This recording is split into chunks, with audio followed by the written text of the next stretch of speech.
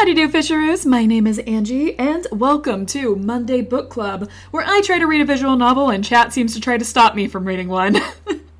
Welcome in, everyone. Welcome in. Glad to be here. Glad to be here. I wish I was here yesterday, but things happened, so I guess we're not there. Oh, man. What? Someone's calling me right when I started? Spam call? Okay, we're ignoring that. Hello, everyone. How are you guys today? Hello, Fish. What is today? Monday, right? I hope it's Monday. Otherwise, I have my days completely wrong. Oh, man. No, he's back? Well, yeah. Yeah, he is. Look, we gotta finish this one way or the other. It's 1:30 a.m. It's 1:30 a.m. for you? It's how early is it for you? Or how late, I suppose? Have you been up all this time? Oh, hell no. Look, we gotta finish it. We gotta finish it out, alright?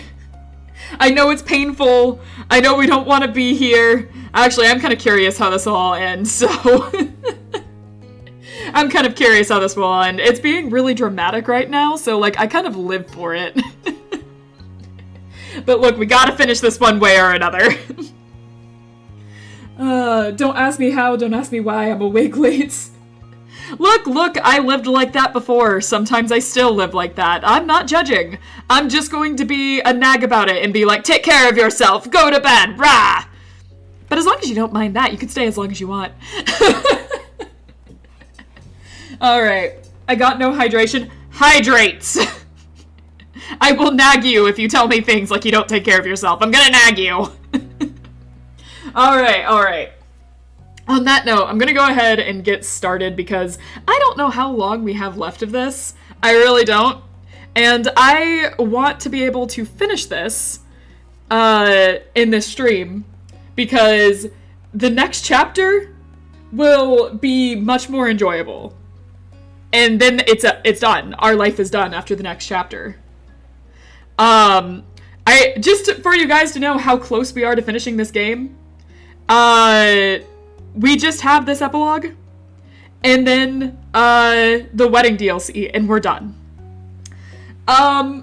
It feels close, at least, except this epilogue has taken us, like, 3 parts? 3 parts? Are we on 3 or 4? It takes a long time. So we're gonna try to get through this. We're gonna try our best. And, you guys can distract me. I'm not gonna stop you. Feel free to distract me as much as you like. But I'm gonna try my best to make sure my throat doesn't give out on me so we can get through this. Yes, and no more Baxter when we're done with this. There will be no more Baxter when we get done with this. So chat, you can finally rest. You can finally find peace. This will free you from your curse. Just like 3 more full-length theater plays left and 7 wedding planning sessions left, Angie. Don't wish that into existence. Don't do that. Alright, I'm gonna press continue before I get too distracted. We at least should press continue before we get too distracted. Oh god, I'm looking straight at his face already. Alright, where did we leave off? Let's see. We have friends or something, and said friends are having their wedding, planned it just with 1 week to spare, which is the worst way to plan a wedding. Plan a wedding with nothing and only have a week to do it. Got it. And then, so we went with our friends that are not getting married. We went with them to the store. Baxter's our wedding planner. Baxter's our ex. And we like him. We've been obsessed with him for like 5 years. And want to get back together with him. This is healthy. Anyways. Promising me an oasis with nothing but sand on the horizon. Keep at this. We've got this. Alright? We can make it through. I'm holding my hand out to you guys. Join me. We'll make it through this. Alright? We gotta make it through together. Alright. Pleasantries were had, and the gang pressed onward. Miranda broke away from the group with a clear mission in mind. She rolled an orange cart enthusiastically. Now you were ready to go. Baxter grinned at her in return, but gave the line of carts a glance. Already I'm wondering if my throat can handle this today. I'm noticing I'm giving out on certain words. Maybe it wasn't a good idea to work out right before the stream. I'm out of breath. Oh god. Now it's turning into, can I read this? Can you actually finish Baxter today? We're gonna try! Hey, you know, I've done these book club streams and done, like, a good, 6 hours before, so, you know what? Maybe we can do this. This guy looks straight out of Blue Lock? Really? I've never played Blue Lock, the anime? The anime, right? I've never watched it. I was thinking of a game, but I don't think you're talking about the game. I think you're talking about the anime. And I've never watched that before. Huh. Interesting. Angie has I don't have asthma, that's fake news. I just, don't have whenever I exercise, I'm not... I did a pretty big cardio workout, okay? My throat is beyond me at this point. Let's see if I can voice act today. Alright. Bumming on Cove's couch while pining after a guy we had one fling with 5 years ago that didn't even get to hand-holding. We kissed once. At the very beginning of it. Never again. But when we were first like, yeah, let's have a summer fling, we kissed. That was it. We never kissed again. So, yeah. This was a great relationship. Wow. I can see why we've been pining over this for 5 years? Can I redeem my Oliver? Of course you can redeem your Oliver. What Oliver would you like? I have a lot of Olivers. I tried to label all of the Olivers that I have on screen. So I can bring them up. My new custom one, if possible. Which one was your new custom one? I got a lot of custom Olivers recently. So, if you could just remind me which one was yours? Let's see. The deep sea diver. Were you the deep sea diver? Hold on a second. I'm having to do some mental math in my head. Like, what? Wait, deep sea diver Oliver. Why am I not remembering that one? Okay, no, that's Punishing Bird. Nope, that's not right. Let's see, there's Toaster Oliver. I have a lot of copied Olivers. Clown Oliver. There's a Baxter. Lobotomy Oliver.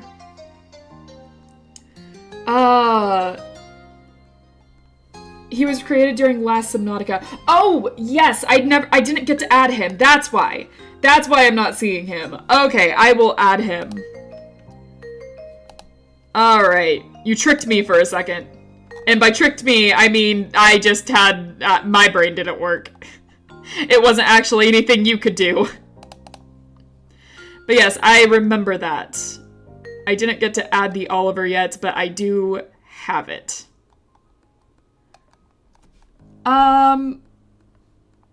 Was it... I'm gonna put one on the screen. Tell me if this was it. Because I got a few Olivers. Was this your Oliver? Blocking chat right now, is this your Oliver? Yes, okay, cool. Where do you want him?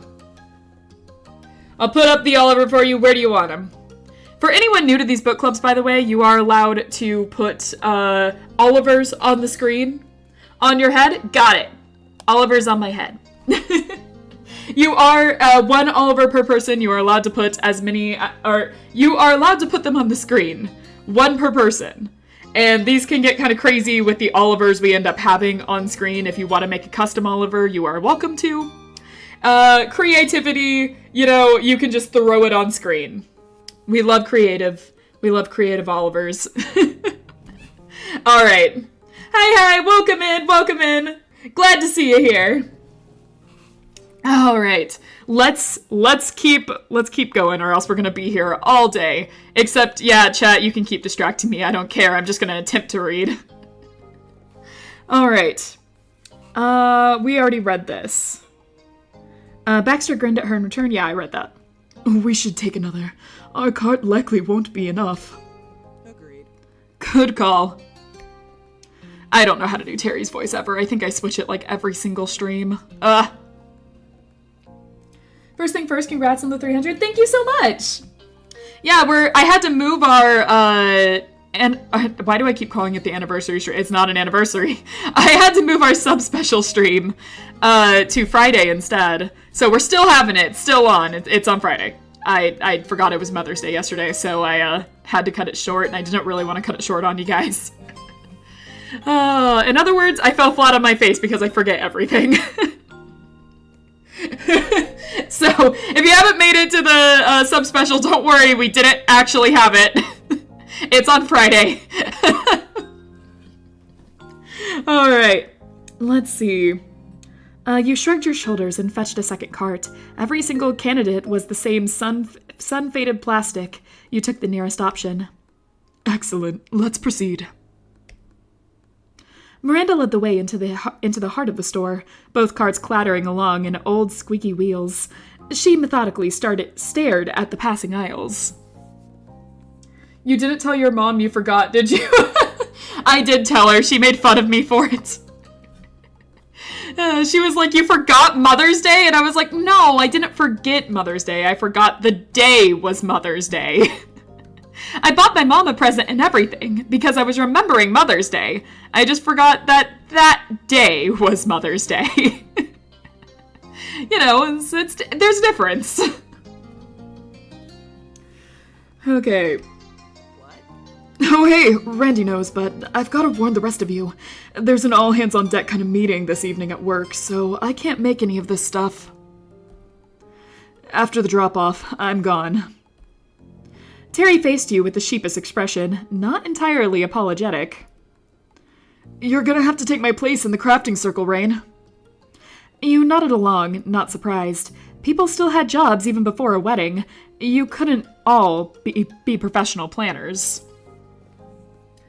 I have two Mother's Day because my mom is Hispanic. So double gifts. Oh man, my mom's birthday is like just a little bit before Mother's Day, so I always have to like plan out the gifts I'm going to give her on which days. So double gifts for me too. My mom had to be born right before Mother's Day. Whoa, chat just glitched out. What just happened there? I forgot Mother's Day too. Oh no. Hello, how's Baxter? Well, we're not focused on Baxter. We're focused on our friend's wedding. Baxter just happens to be here. So, I don't know how he's doing, honestly. Avoiding us? Or whatever? Avoiding responsibility? That's what he's good at. I had to go to Mother's Day even though, Aw. I'm sorry to hear that. Good, success. Well... you know that we're gonna have to see him, right? You know we're gonna have to see him.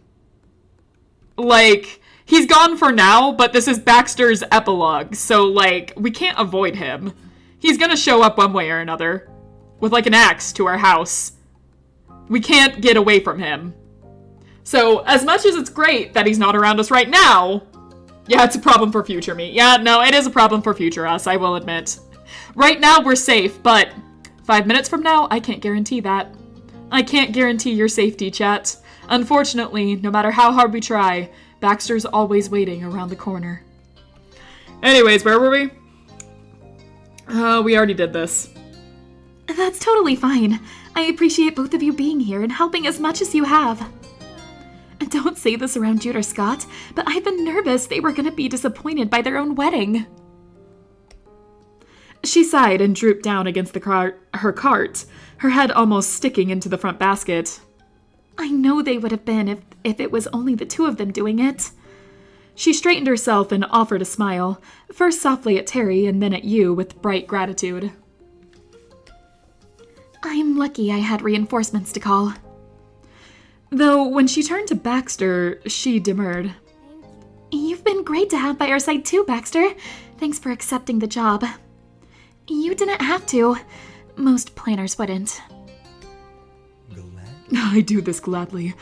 Everyone has placed a lot of faith in me, and I want to honor that.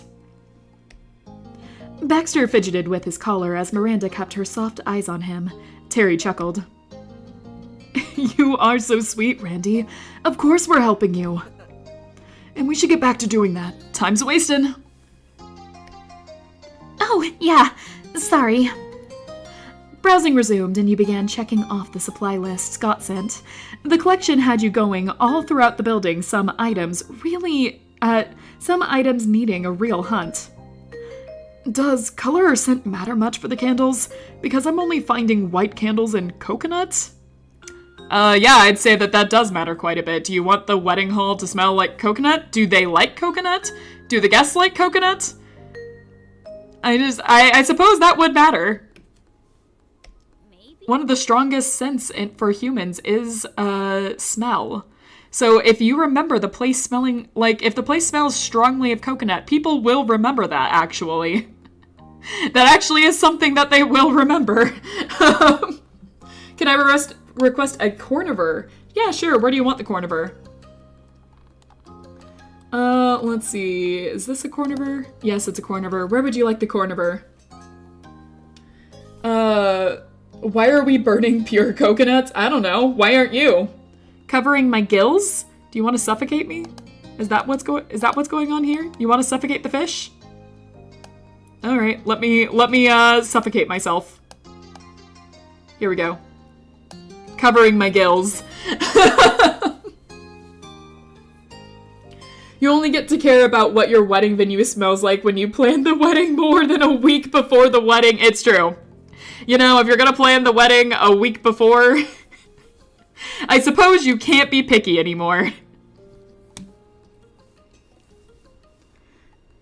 Jude likes coconuts at least, but I don't think that fit for a formal wedding. Terry, you're in the beach theme section. Oh wait, chat, I usually let you guys decide this. Is there any particular choice that you guys want? Inhale the corn. I'm allergic to corn. What are you doing? Oh my god, you guys are trying to kill me. You actually are trying to kill me. All right. 2, coconut scented is better than plain white candles. All right. I suppose I can't argue with that logic. Terry accepted that conclusion and reached for the fruity candles. Baxter winced. Wait, I believe I see what we want over there. Okay, shut up, actual wedding planner. We were on to something. Chat wanted coconut. We were gonna get coconuts. Oh, yeah, there they are. Hiding. Wow, I can't believe I was almost thwarted by candles. Along the way, you spotted a floral section and a summer section, too. Was summer really that different from beach? Maybe in other places. In Cali, they were one and the same. But since the white candles of the proper variety were secured, the supply team moved on to the next items. Now having a better sense of how the store was laid out, it went quicker. After a decent-sized pile had accumulated in both carts, Baxter spoke up. We found the more unique bits and bobs. If you don't mind, I'd like to leave the rest in your capable hands. I think it'd be best if I could look into rental cars before it gets too late. Rental cars? Wait a second, don't you live here? What about rental cars? Yeah. Right, of course. No worries, we got it. It met with your agreement as well. Did we say something about rental cars in the last episode? Is there something I'm missing? Oh, wait, no, it's the wedding car. I do remember that, right, because they talked about, like, the only thing they like that they can agree on, because they can't agree on anything with this wedding, is that they like cars, right? I forgot about that. And so he's gonna try and find them a vintage car so they can come up in their wedding, or go out from their wedding in a vintage car. And it is 2 days before the wedding, and we're doing this? Yeah, no, I'm sure we got this all covered. Okay. Hi, fish. Hi, clown. Welcome in. All right. Terry ushered Baxter away with eschewing motions. A car was more important than the extra body to throw fake flowers in a cart. Excuse me for a second. All right. Thanks. I'll be in touch soon. His departure was closely watched by the three of you. Miranda and Terry awkwardly waved him off, neither full of their usual cheer. Alright, chat, I gotta say, you're winning this episode. Baxter left. Like, actually left. So, I suppose you guys win this episode. Baxter seems to just not be here now. It's no longer Baxter's episode, it's the wedding planning episode. And not our wedding, it's our friend's wedding. I hope you guys are ready. We have 2 days. And one of them floated the idea of a car-shaped wedding cake with headlights and an engine or something. Right, he did do that 3 days before the wedding. I remember that, yes. I remember they were just like, yeah, fancy car cake. And it was like, yeah, you guys have 3 days. You're not getting that. You're getting something as basic as possible. I hope you like Walmart cakes. Alright, where were we? Silently, the gang pressed on, scooting the carts across the white, linoleum tiles. Your friends were both still quiet. Neither knew how to act with Baxter. On one hand, he was friendly and had been a huge help for Miranda's family. On the other, more frustrating hand, the last time you had opened up and let yourself care about him, he'd really hurt you. Baxter tried to erase himself completely, to scrub away the permanent ink he'd left in your memories. It hadn't worked. It couldn't work. Not for you and not for anyone else he had met that summer. What happened between you continued to linger. It kept mattering, exactly as Baxter never wanted it to. Rain, have you been okay working like this with him? Well... So we've been pining after this guy for 5 years. We haven't gotten over him. We're being as petty as possible every single time he's around. I'm gonna say a solid no. But chat gets to decide all of this. 3 days and a budget of $7. Yeah, basically. This wedding planning is awful. What are our option choices? I haven't even looked at them. It's okay. It's alright. It's okay if you like him. I'm not sure. Being near him is hard. I'm scared I'll get sucked in again. That seems to be most in the character we're playing. It sucks, but not enough to quit. Thanks for being by my side. No words managed to get out. 4? Yeah, I'd say 4 works. I'd say 4 works.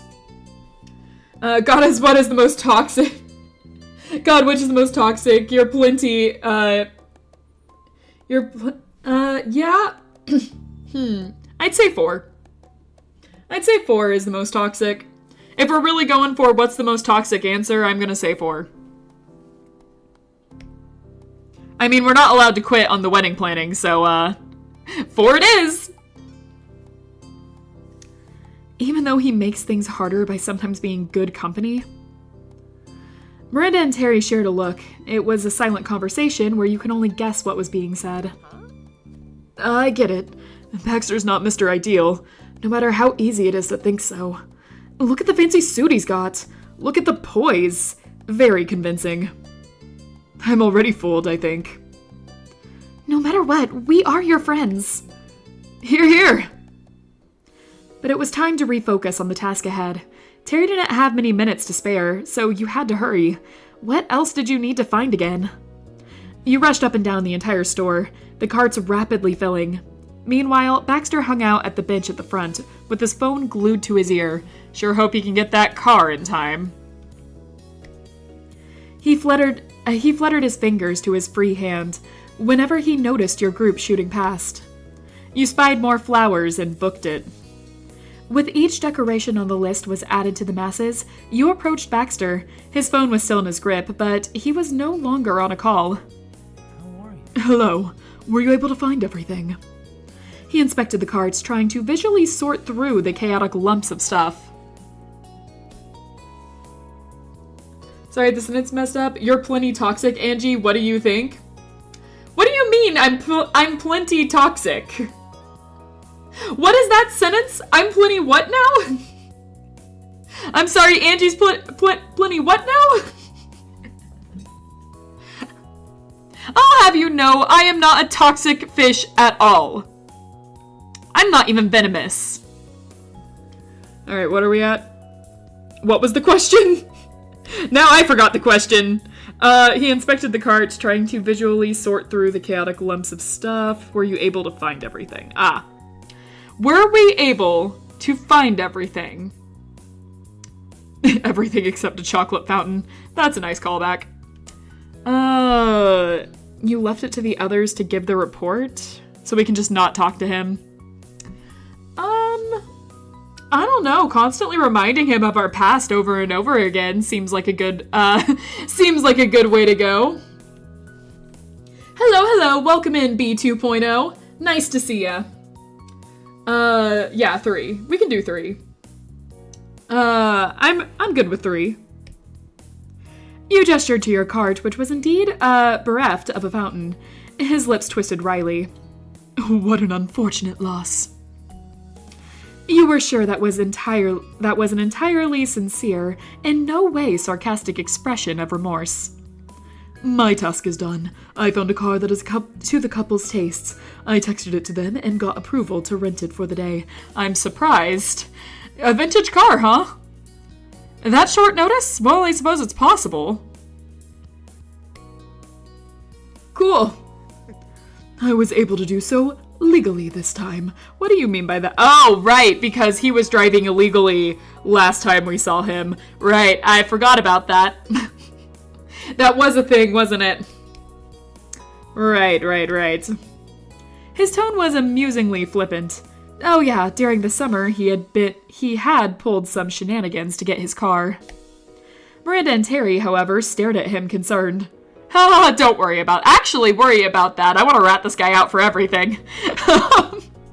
Don't worry, it's an inside joke. There he went again, blurring the lines where you stood. You decided not to explain further either. Miranda probably wouldn't imagine too extreme of illegal scenarios. Okay. Come on, let's pay for this haul. It's gonna take a while to ring up. The rest of the gang agreed, and you and Miranda drove your carts through a blessedly empty checkout line. After several minutes of listening to the beeping of items getting scanned, Miranda swiped her card. It was done. As you headed to the parking lot, Miranda checked her phone and frowned at the time. You yourself did a double take at how long the shopping had taken. Not again. The craft store was dangerous. Okay, yeah, speaking from experience, the craft store is dangerous. God, I spend so much money at the craft store. I can spend so long there. I mean, like, they have everything I need, from sketchbooks to all the bizarre hobbies that I never end up spending enough time on. They have everything. It's a very dangerous stuff. It's very dangerous.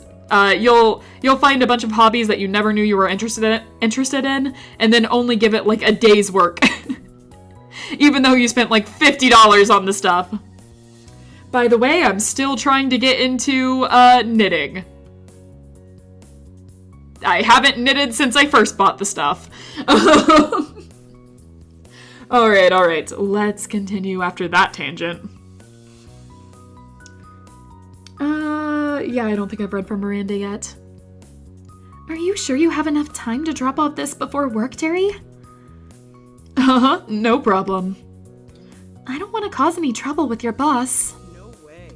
Don't worry. It's not like I can just leave you here with 50 million decorations. Someone would have to be strapped to the roof of Baxter's ride to make everything fit. Okay. All right.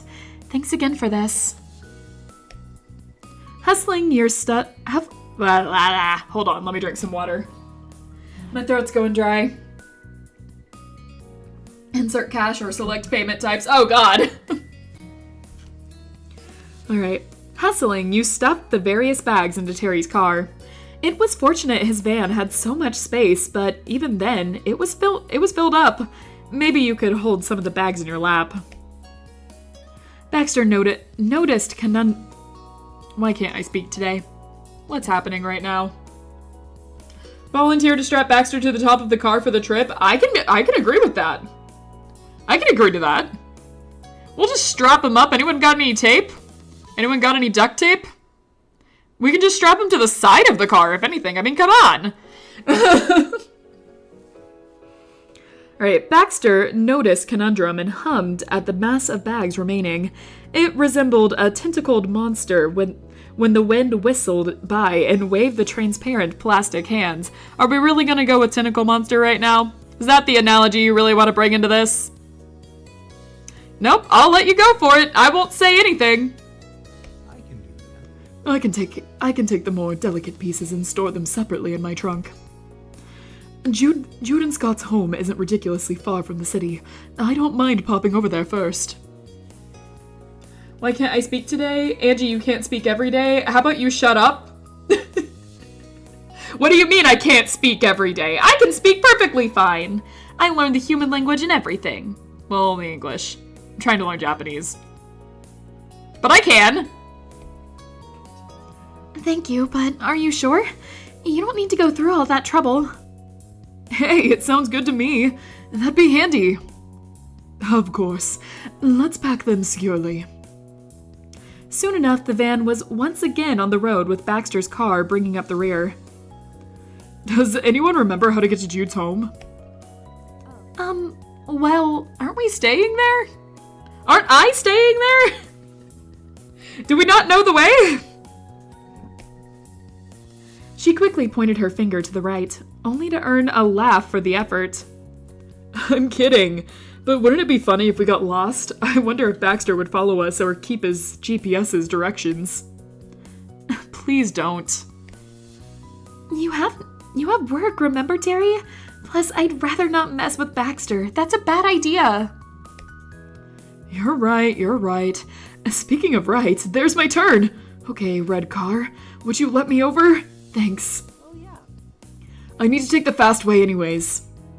Oh, come on! Do you know how to drive? This is me in the car. Road rage! Terry drove back the rest of the way to home base, with his occasional commentary on the abilities of the other drivers on the road. He noticed a few vanity license plates that made him wonder about the person behind the wheel. Miranda chimed in with creative theories, usually that it was a secret code. The conversation flowed enjoyably easy between the two. Then you arrived. Baxter parked behind Terry's van. You nodded to him on your way to open the back of the car. Terry grabbed a bag and another. Miranda put a bag on each finger, including her pinky, not to be outdone. Terry threaded his hands through more plastic handles. Baxter made his own massive effort. You took a breath and gathered as much as you could manage. Everyone loaded up. Miranda led the coordinated shuffle to the door and awkwardly bumped the doorbell with an elbow. There was the muffled, melodic ding-dong of the bell, and then footsteps. A moment later, Jude answered. Your group, utterly laden with plastic shopping bags, bursting with silky petals, must have been a sight.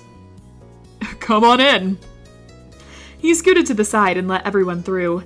You maneuvered your bulky hoard carefully, so it didn't bash into anything. Unfortunately, Terry got caught on the door handle. Oh, don't tell me that a bunch of plastic bags are going to rip and a bunch of petals are going to come loose. I can already imagine the nightmare that is to pick up and vacuum. I should go to sleep now, so good night or good morning, IDK. It's both, whichever you prefer. Good night or good morning! Have a pleasant sleep, and thanks for joining us today. Oh. Whoops. Jude darted closer and untangled the bag. Terry shrugged with effort and slowly inched forward until he was completely inside. Is that everything? Nope. Got it. I'm gonna go get some. He sidestepped around Terry and dodged Baxter to get outside. That was when you noticed Scott trying to usher everyone into the living room. At this point, your arms were regretting taking quite as many bags. Superstitiously, you began eyeing any likely surfaces you could deposit them. The place was neater than before. The table had been completely cleared off, and the floor must have been vacuumed. Jude and Scott had it completely committed to taking a break. Scott directed the group where the supplies should go. Quickly, you shed the weight, and the others were only a breath behind you. Miranda subtly massaged her hands while Terry slumped against a wall. Jude returned with the leftovers, which was still a generous armful of stuff. Why is it socially acceptable to say, have a nice day, but not enjoy your next 24 hours? I mean, I don't think it's wrong to say enjoy your next 24 hours, but it kind of sounds like a threat. Enjoy your next 24 hours, that's all you have left. I'm coming for you. Don't doubt it. 24 hours, clock's ticking. I'll be there. Waiting. Anyways. Like, doesn't it kind of sound like a threat? I think it kind of sounds like one. I mean, like, but yeah, go ahead and say it. Tell people to have a nice 24 hours. See what happens. I'm curious. Alright, let's see. No, that's everything. You guys needed a lot of stuff. He wiped his brow dramatically as if coming from the car had been backbreaking labor. It would have been more of a joke if he wasn't actually breathing hard from carrying so much. Yep.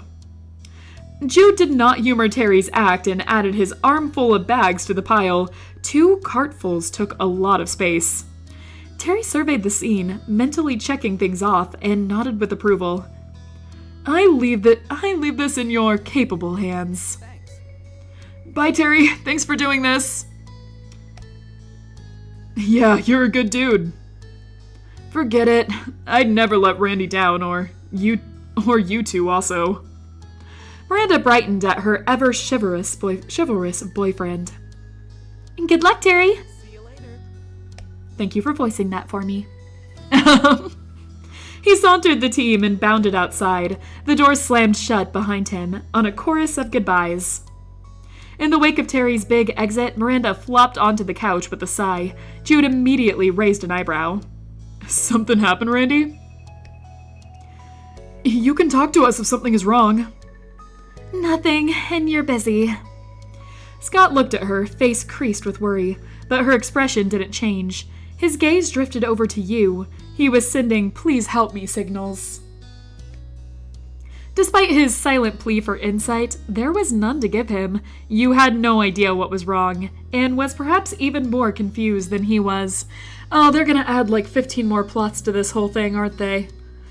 I'm just like, I'm staying optimistic that we can finish this today. I'm staying really optimistic. It's already been 6 hours or so since we started the epilogue. I'm collectively adding up our streams that we've had for this epilogue.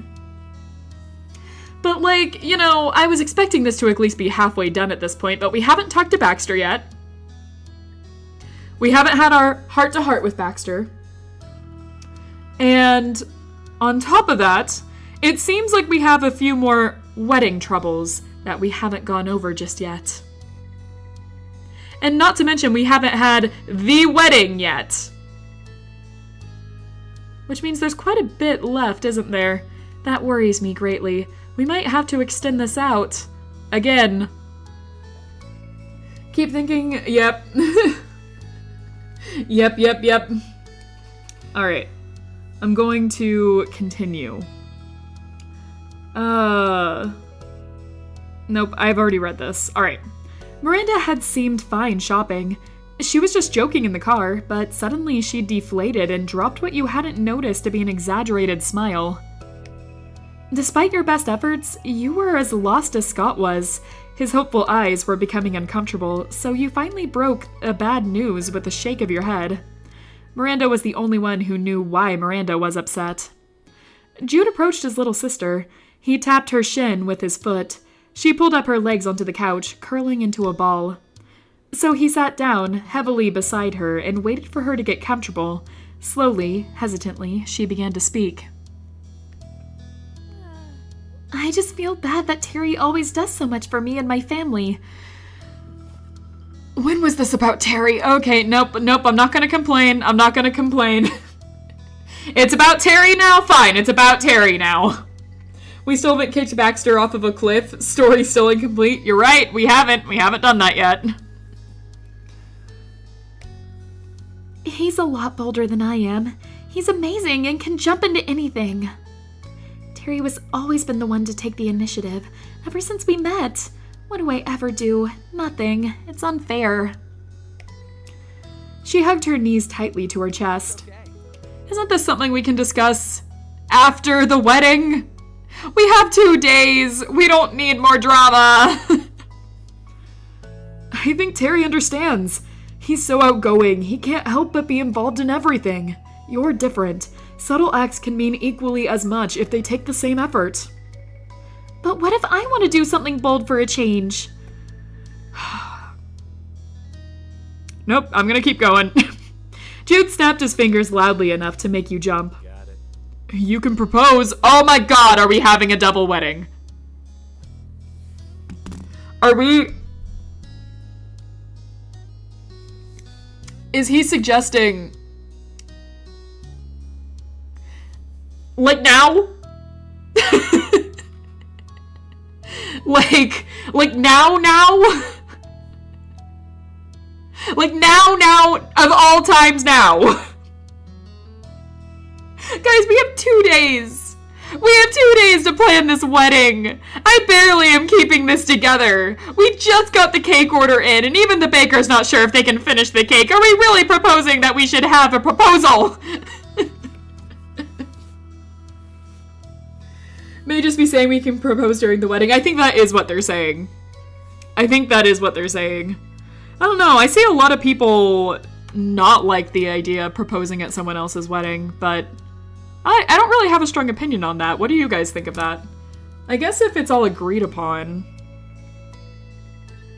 But yeah, I don't know. I don't have a strong opinion on that.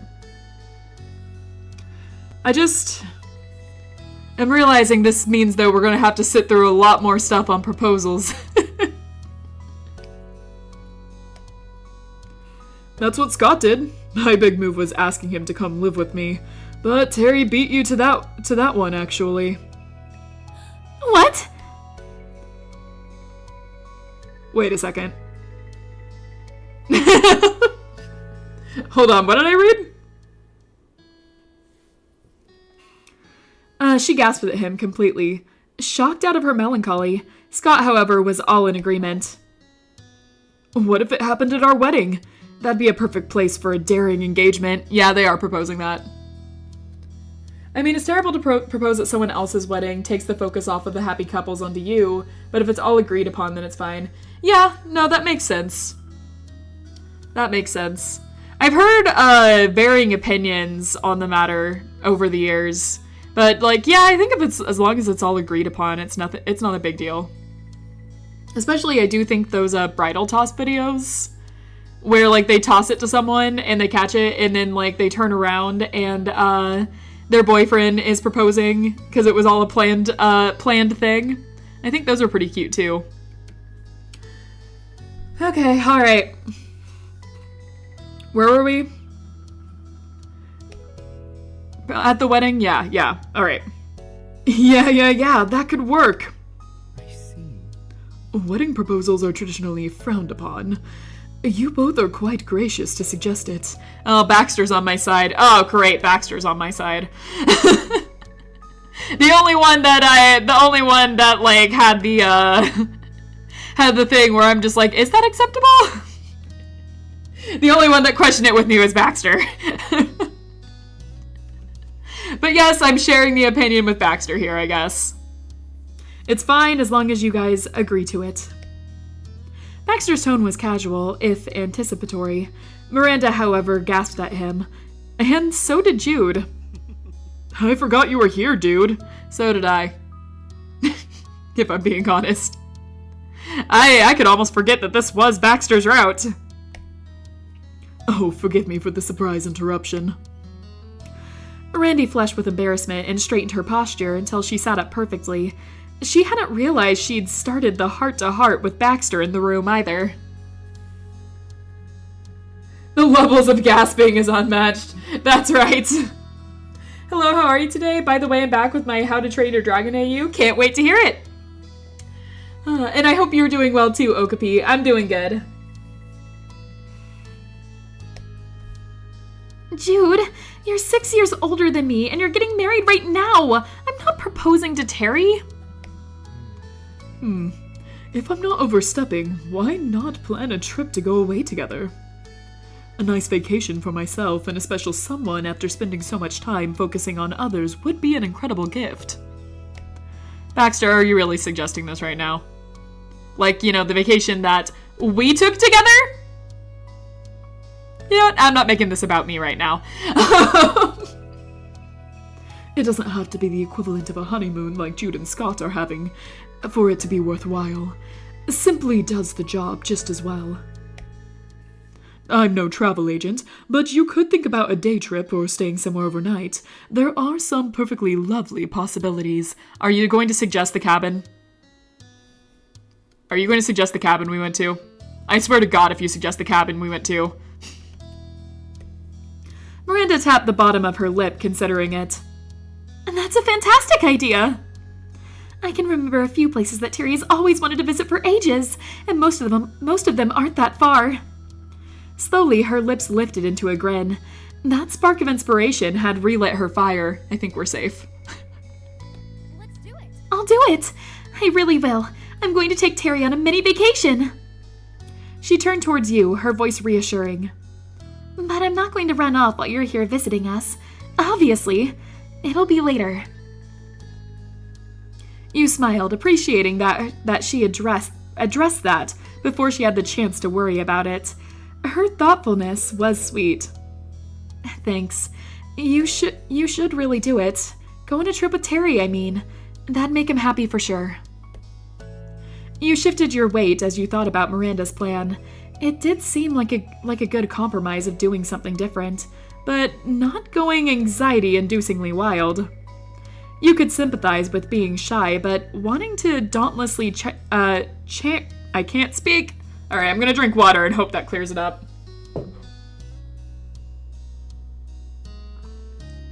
Okay, hydrated. Alright, chat, you guys get hydrated too. This is your courtesy reminder to hydrate yourselves and take care of yourselves. Alright, nagging done. You could sympathize with her being shy, but wanting to dauntlessly charge into something for once. Miranda was taking a chance, and you respected how difficult that was. For as long as you'd know her, she'd often struggle with confidence. This was a great opportunity for her to try something new. She should be proud of herself.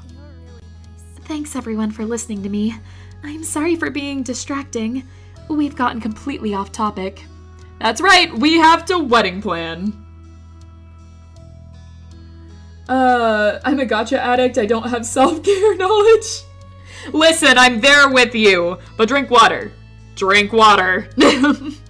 Oh god, but no, I'm also addicted to gotcha.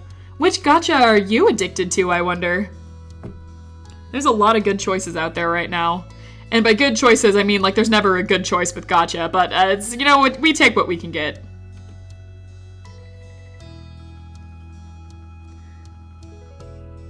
Is that Wuthering Waves right now? I haven't played that one. I've heard good things about it, though. Genshin betrayed me. It's always that way. Genshin, I used to play Genshin quite a bit back before I was a streamer. But, you know, saying Genshin betrayed me is, I guess, probably the best way to go. I just kind of stopped playing. I didn't have a big reason for it. Alright, let's see.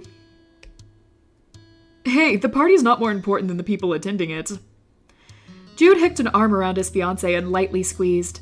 Scott leaned into the embrace. Baxter watched the scene with an air of distant contentment, like an audience member of a documentary. Then he cleared his throat. Good luck, Miranda. I should be leaving soon. However, before I do, let's take a moment to discuss what we will do tomorrow.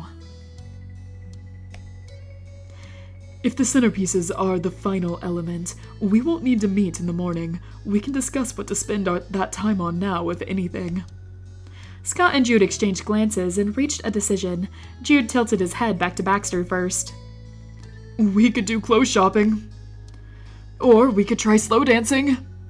It's doable. Both are doable. We can have a day of formality. The couple smiled and leaned into each other.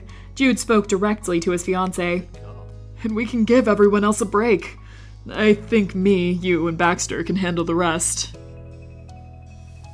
Oh, and Limbus, but, game's so good, I don't consider it a gacha.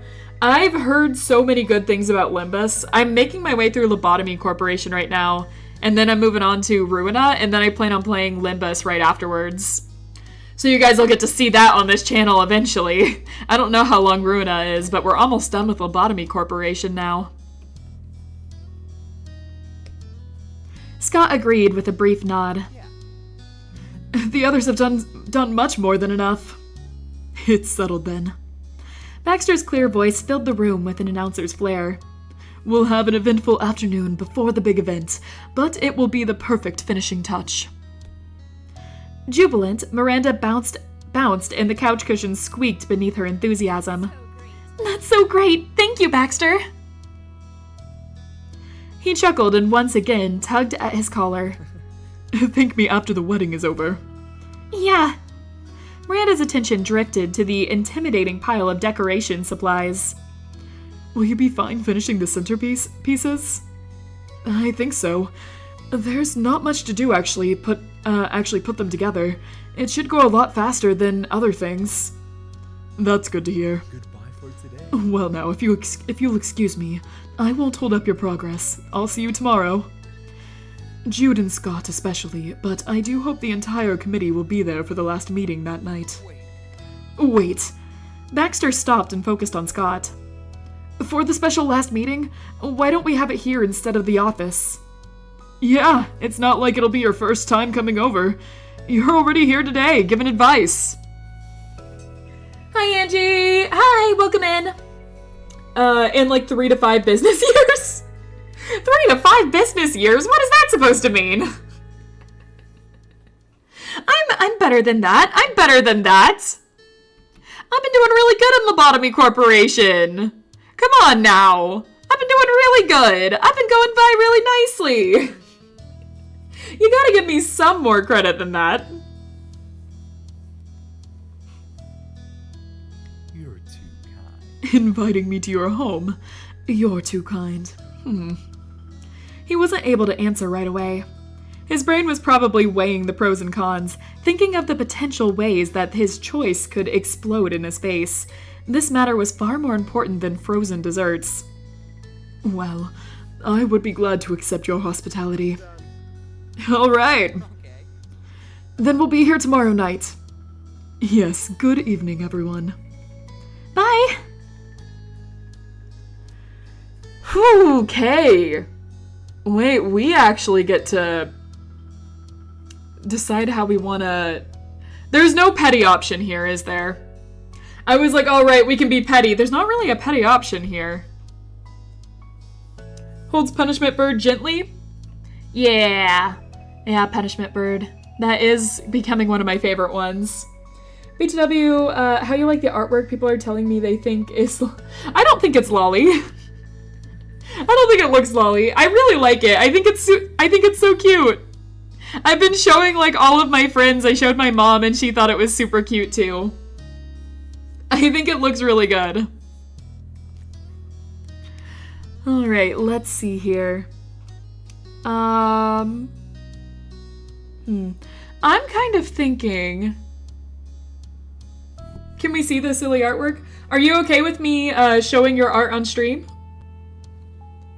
I'll only do it if you're okay with it. Sure? Alright, cool. Let me open it up then.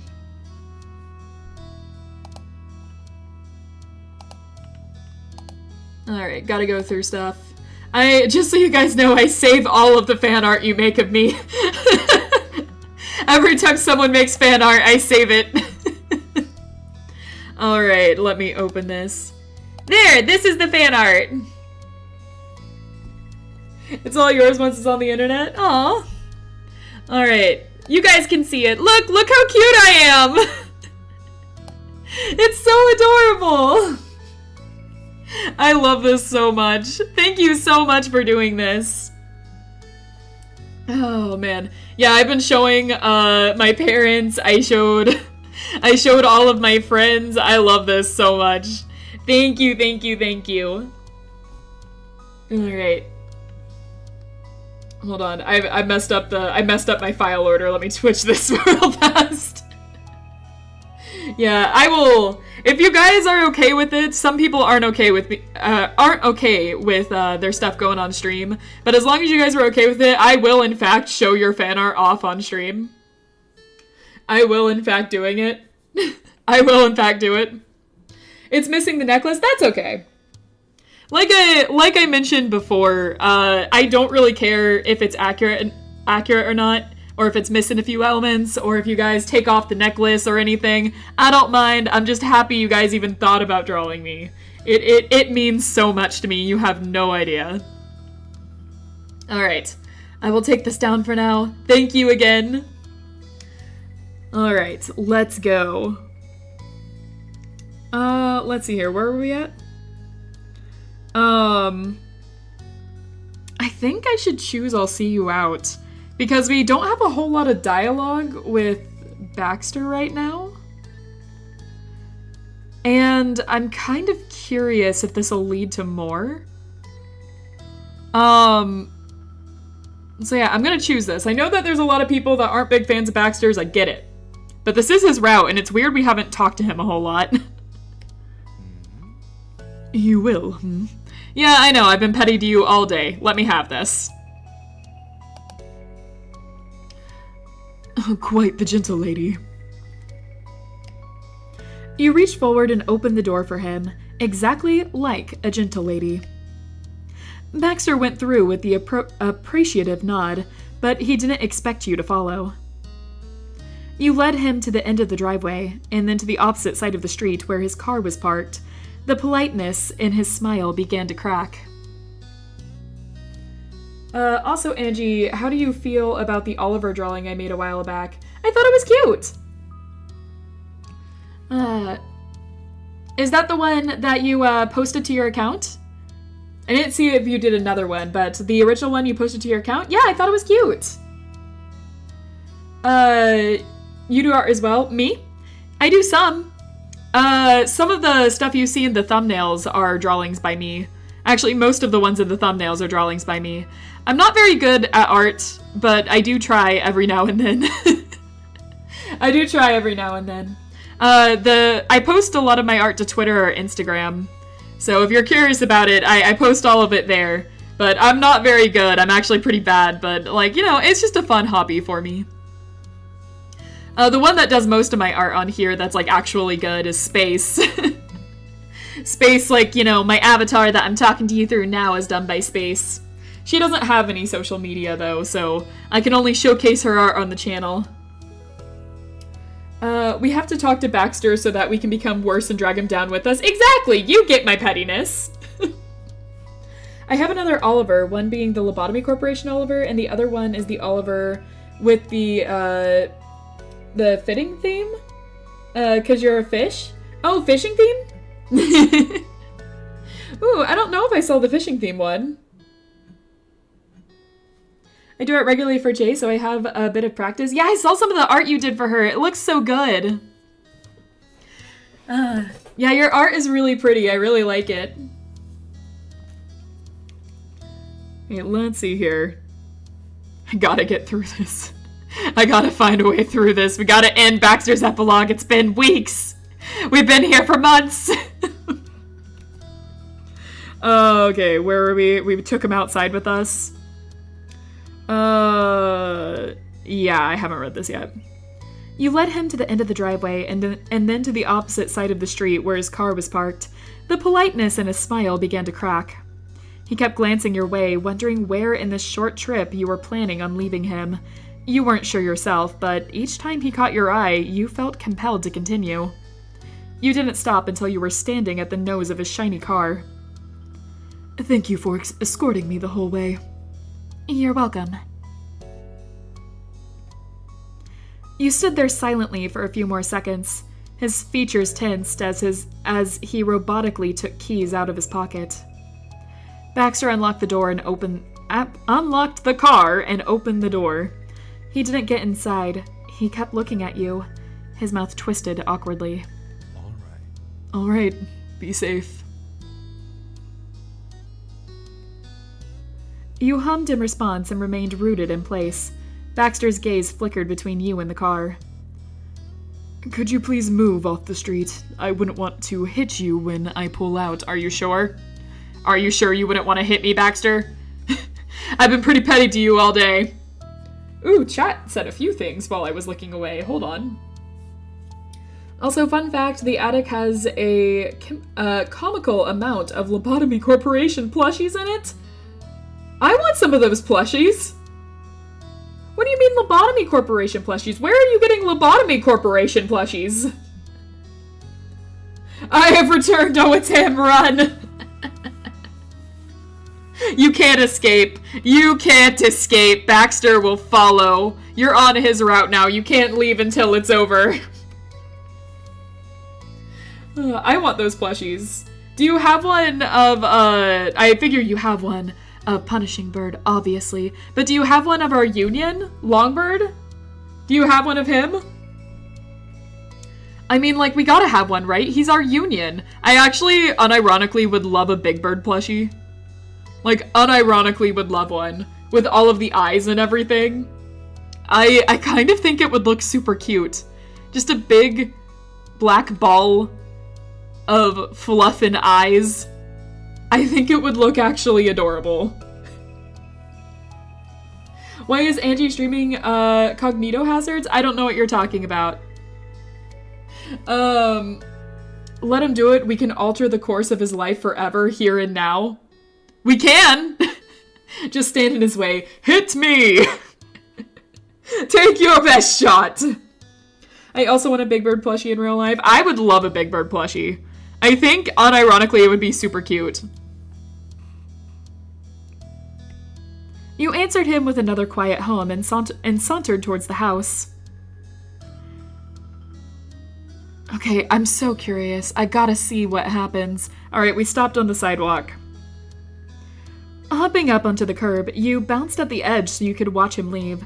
Baxter's jaw dropped in disbelief. Why is it so surprising, Baxter? Is there something you want to tell us? Something you want to say? Something like you want to say way back then when you dumped us? Are you sure? Are you certain that you don't need to return to your friends? I can wait to pull out until you've gone inside. I don't mind. Why are you making a big deal about this? I'm only just standing waiting for your car to leave. Why are you making a big deal about this? Guys, remember that poll we had last time? Where the question was, do we think Baxter never got over us either? That, like, because we didn't get over him, we chose not to get over him. Because we wanted to make this as toxic as possible, I suppose. But, like, we chose not to get over him.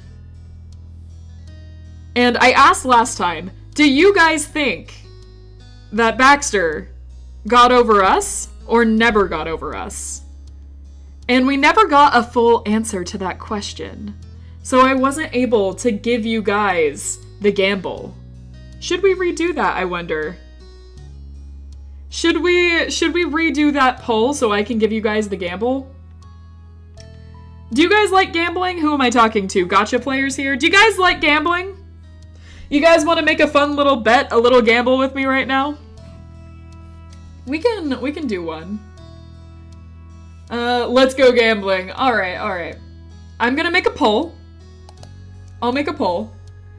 Whoops, I almost blocked everyone here. Okay, nope, whoops, let's not block chat. I didn't even know I could do that. Let's not block chat. Oh, chat, I'm so sorry. All of you almost got executed right then and there. Okay, let's not do that. Let's not do that. Darn, one misclick from freedom. No. You guys aren't free. You're stuck in the basement. You can't leave. Alright. So I'm gonna start a poll. Did Baxter, you guys get to hear my typing ASMR, get over us? Yes or no? Simple as that. We will start the poll. Alright guys, gamble away. I will watch for who, what is voted for. Also, put 1 in the chat if you voted yes, put 2 in the chat if you voted no. Just for my eyes. Just for my eyes, I'm very, very curious. Just like gotcha 50-50 for being Thanos Snap, that's right. I'm in the attic that I made. Again, how did you make an attic down here? We're at the bottom of the ocean. How did you even get the construction materials for this? 3. People voting 3. Oh, man. 2. Interesting. It looks like most people are voting 2. It switched for a second. The poll switched for a second. Alright, most people, it looks like, are voting 2. No seems to be winning overall. Okay, interesting. I don't think he ever got over us. I don't think he ever got over us. I think Baxter is still into us, and he regrets breaking up with us.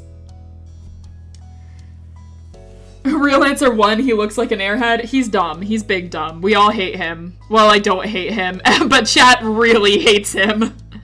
I played enough dating sims. Yes, I played enough dating sims. I played enough dating sims to know that, like, what type of guy they're trying to make Baxter. And I don't necessarily hate him. He's not my favorite either, but I don't necessarily hate him. Let's see. Most people being 3 out of 10 supposedly watching. I keep fluctuating on my counter. It goes to 10, then 11, to 13, back to 10, so, like, it keeps changing off. I can never tell how many of you are actually watching this thing. Why does chat keeps, like, messing up on me? I keep looking up and it keeps, like, doing weird stuff. You guys okay, chat? Be honest with me. Are you guys doing okay? You guys want to talk? You keep spazzing out a little bit. Are you okay?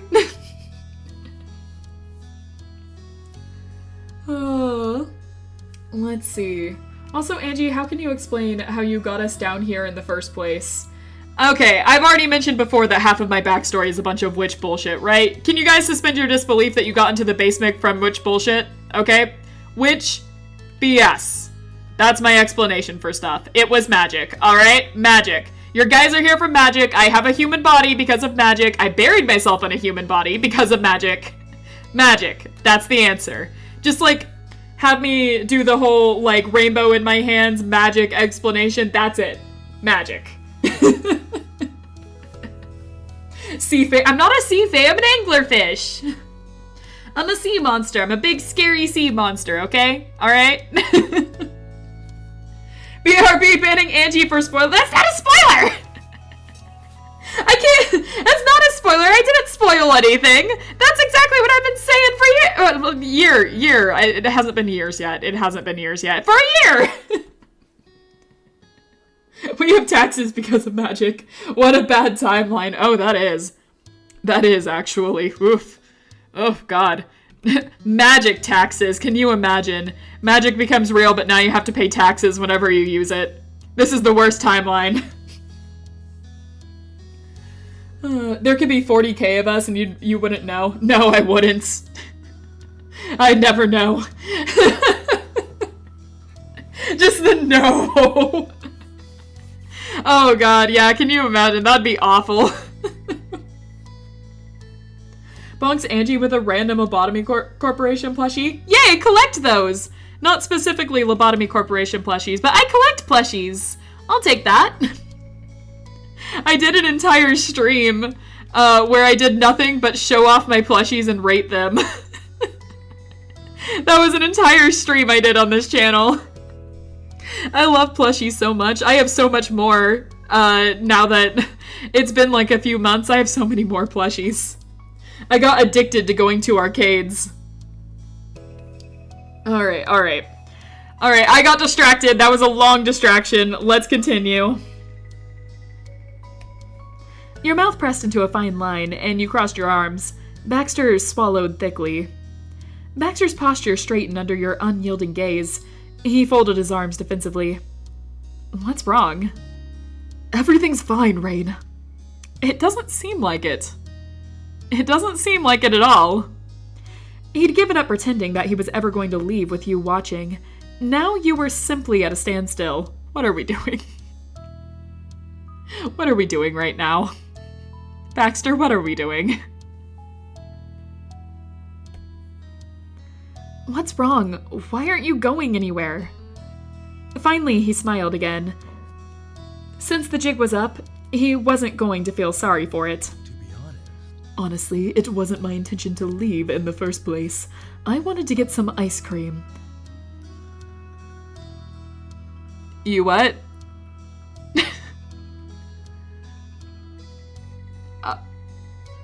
What? Huh? Huh? Huh? Huh? You wanted to... Are we rehashing the first chapter we had with Baxter? Is that what this is? Are we going to chase down another ice cream truck? I have a plushie on my car. Is my co-pilot. It almost crashed the car once, but I believe it was a fluke. Oh no. The plushie tried to drive and almost crashed the car? Aw, poor thing. It was trying its best. I'm sure that it would have done fine. I love plushies so much. Like, unironically, I love plushies so much. My house is covered in them.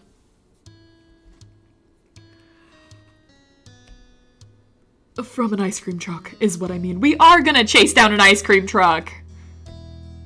Added context flew from his lips the second his initial response hit his own ears. When I dropped you off here yesterday, I remembered that this was the general area it covered.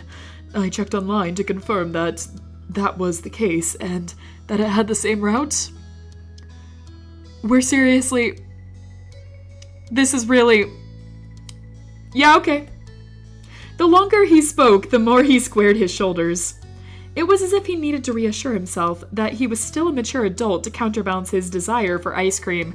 Okay, look, that has nothing to do with whether you're a mature adult or not, alright?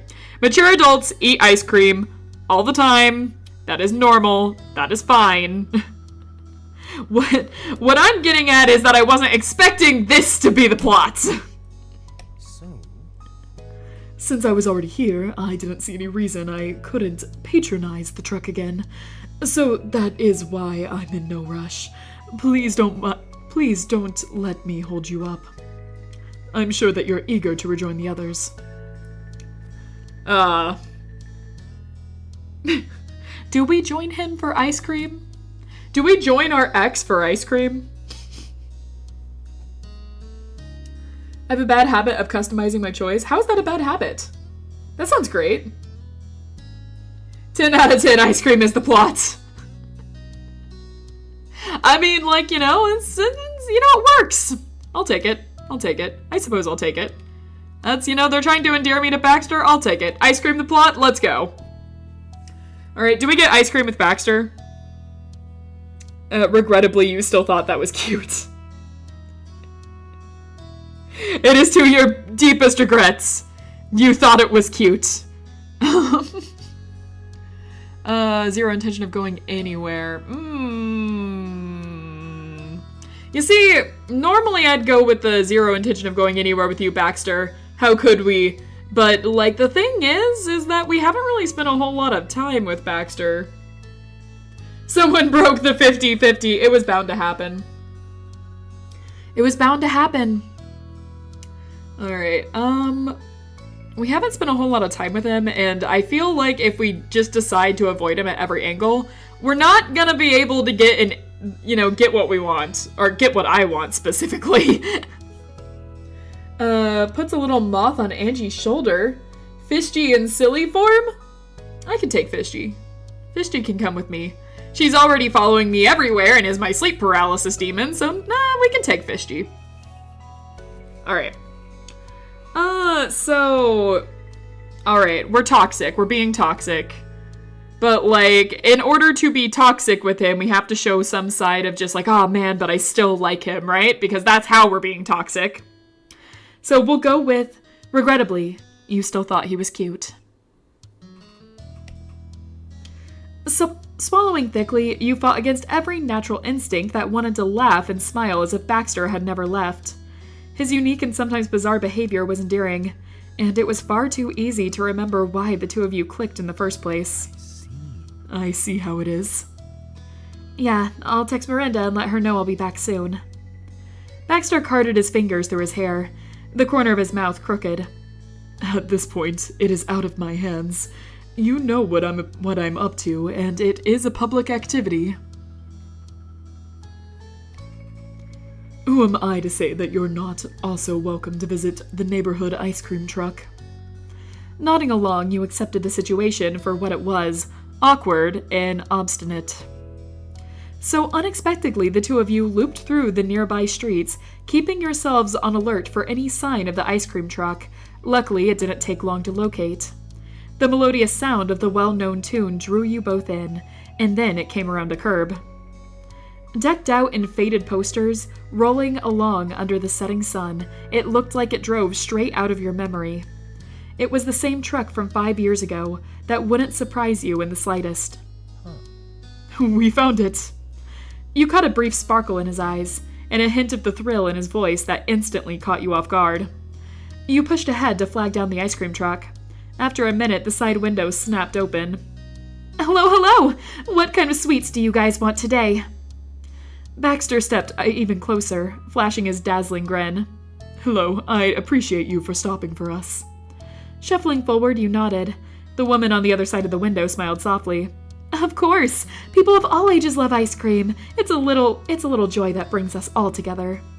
That's very true. Let's see. Chat went on a little further. Baxter and his light fury are very cute. Of course they are. Wait, so if you're an anglerfish, do you glow? I'd glow if my artist let me. Eventually I will. Eventually I will. But the magic, I'm not in fish form. I'm in fact in human form.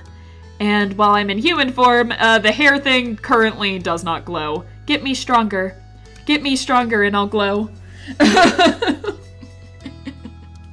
Bans Baxter. You can't just ban Baxter yet. This is Baxter's route. We can't ban him. Hugs a plushie of Big Bird. I want a plushie of Big Bird. I want a plushie of Big Bird so bad. Are you blind? I'm not blind. Yet. Probably.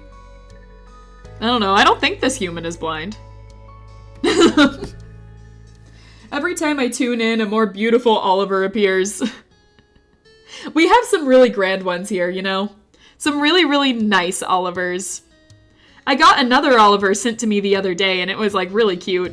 I keep getting Oliver fan art. It's so adorable. I love you guys customizing your own Olivers for these things. Are you blind? No. Then I want an Oliver covering your eyes. You want to make me blind? Well, I suppose I can't argue with that. Hold on a second. I'll make myself blind, I suppose. Is this Oliver? Oh, he's behind this one. Nope. Nope. Maybe I'm blind. I'm not selecting any of the correct Olivers. There we go. Let me just... There. See no evil. I'm blind now. My Wi-Fi fixed itself. Nice! Good to see. Has Space seen Godiver? Can you replace Corniver with him? Is that the one you just sent to me the other day? Let me add him.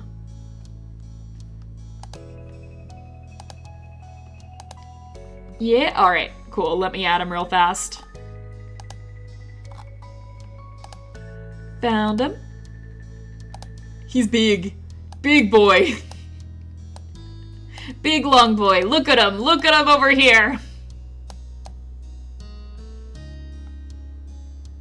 He's long. Alright, which Oliver is this one? This is... I'm gonna go through all of these and choose the wrong one in the end. I think it's this one. Yep, alright, we got it. Longiver. Now she can only hear chat. Chat, make no noise. Don't make no noise. I need to hear you. Still covering my fins, right?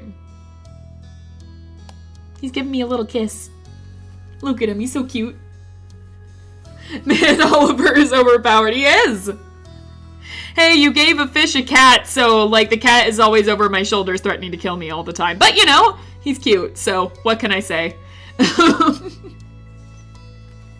Sign language to the blind fish doesn't see. Don't do that to me!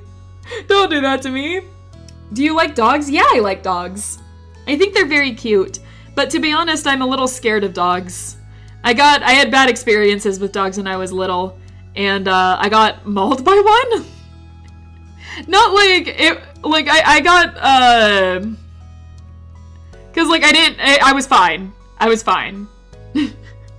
But yeah, I after that I have a fear reaction to dogs, even though I think they're adorable.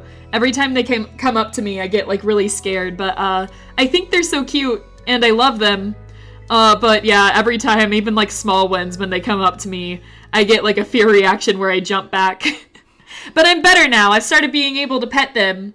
And like, I think they're so adorable. And like, I love dogs. I love them. I think they're so cute. I wish that I could get closer to them. Bow bow. They're so cute. I love dogs. I love looking at pictures of dogs. So send me pictures of your pets. This is a threat, everyone. Send me pictures of your pets. I want to look at all of them. Angel Oliver is so cute, isn't he? Angie, I have more than one Oliver I made. The Oliver that I asked for the glow color in the Skyrim stream. Can you add that one? I can. Hold on one second.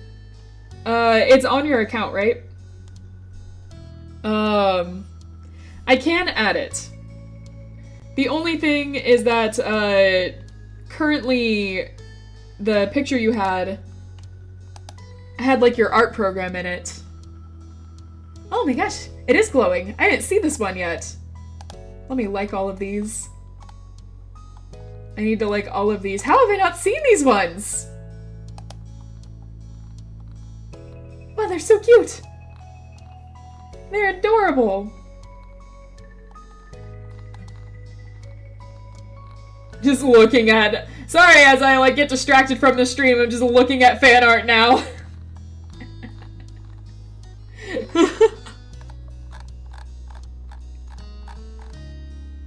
Alright, hold on. What are people saying? Can I send my photo of my pet Rock as the only thing I can survive outside of plushies? Yeah, no, of course you can! I'm still groggy because I just woke up. Were you napping? If my dog breaks into my room, I'll send a picture. Got it. Where is the fan art? If you go to Aubrey's channel, she posts fan art of like my cats, and she posted fan arts of Fishy too.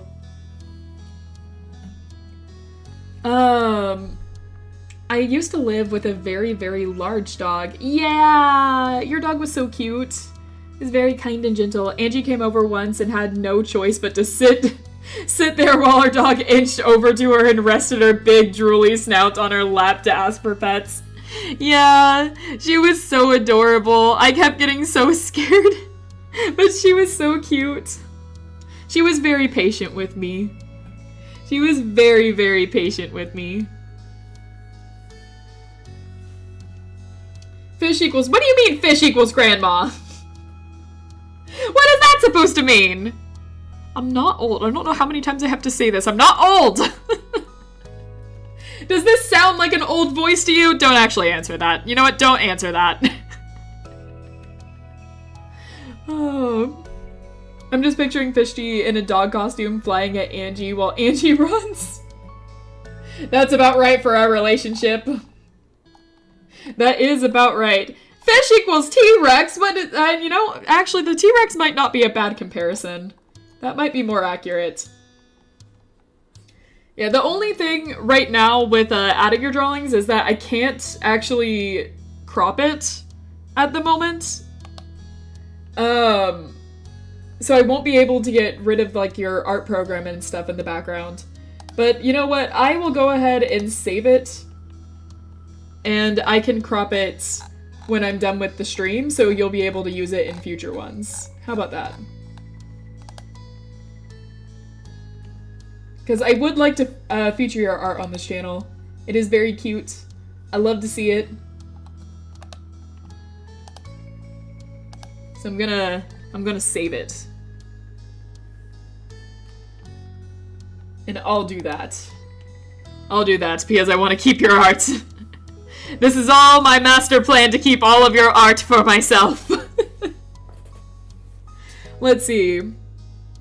Is that a JoJo reference, Scary Monsters? I mean, it wasn't a JoJo reference intentionally, but it can be a JoJo reference. I love that. I love Steel Ball Run.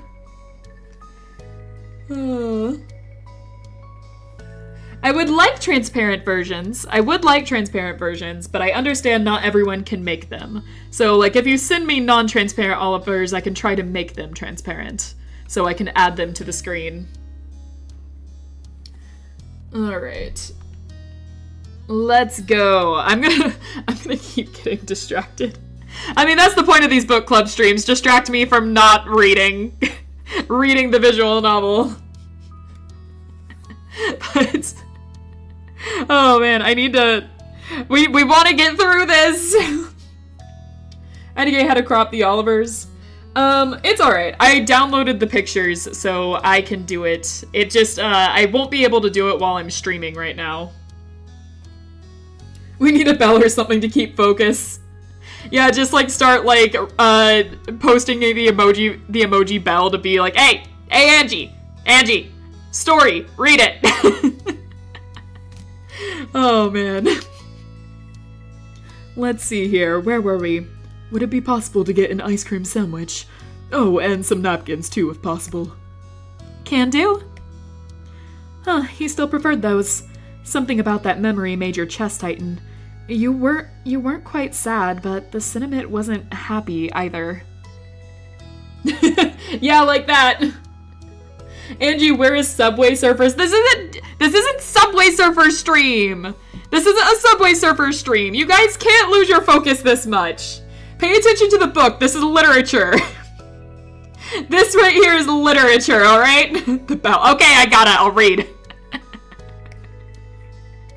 Baxter graciously slid to the side so you could order next. You could feel his curiosity poking at your skin. Shivering, you wished you could simply brush off all of your weird emotions. You pulled yourself together enough to focus. Just the question mark. Bro, I refuse to associate Baxter with the literature. I was wondering if people would jump on that. Fun facts. Baxter buy a popsicle with fish and shrimp for his light fury. That sounds cute. You do what with cheese? I like eating cheese too. Inhale it. Interesting. I love having my followers follow each other. Become friends, all of you! Alright. Shivering, you wished you could simply brush off all of your weird emotions. You pulled yourself together enough to focus. And you? She leaned slightly out of the truck. You hastily glanced over the menu. It was even more sun-bleached, but the shapes were distinct enough to tell apart, even with the washed-out colors. Alright, chat. May I take your order? This is an ice cream truck. What are you ordering? Are we getting... ice cream sandwich, frozen lemonade, snow cone. There's a lot of great options. Personally, I always get the cartoon face popsicle. There's something about eating like a Powerpuff Girls head that just really, I don't know. I find it like particularly delicious. An egg, we don't have that. Can I choose a chocolate taco? I don't think we have that. I don't think that's an option. I'm looking through. I don't think that's an option. Let me figure out if I can make it the fan art transparent. Okay. 10? I have to count these now. I think that's the cartoon face popsicle. I think 10 is cartoon face popsicle.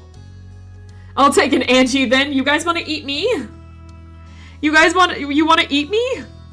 I'm both flattered and terrified by that proposal. So can we get a chocolate dipped ice cream cone and well, I think 10 was first. So I'm gonna put in the cartoon face popsicle. Sounds great. Oh, is that all we get? We can't order like 15 things? What if I also wanted the frozen lemonade? Okay, well, only one thing. Sorry, Josh, only one thing. And sorry, everyone else. There was a few people that said a few different things. After that, you and Baxter paid for your frozen treats. The lady gave you a toothy smile. Thank you so much.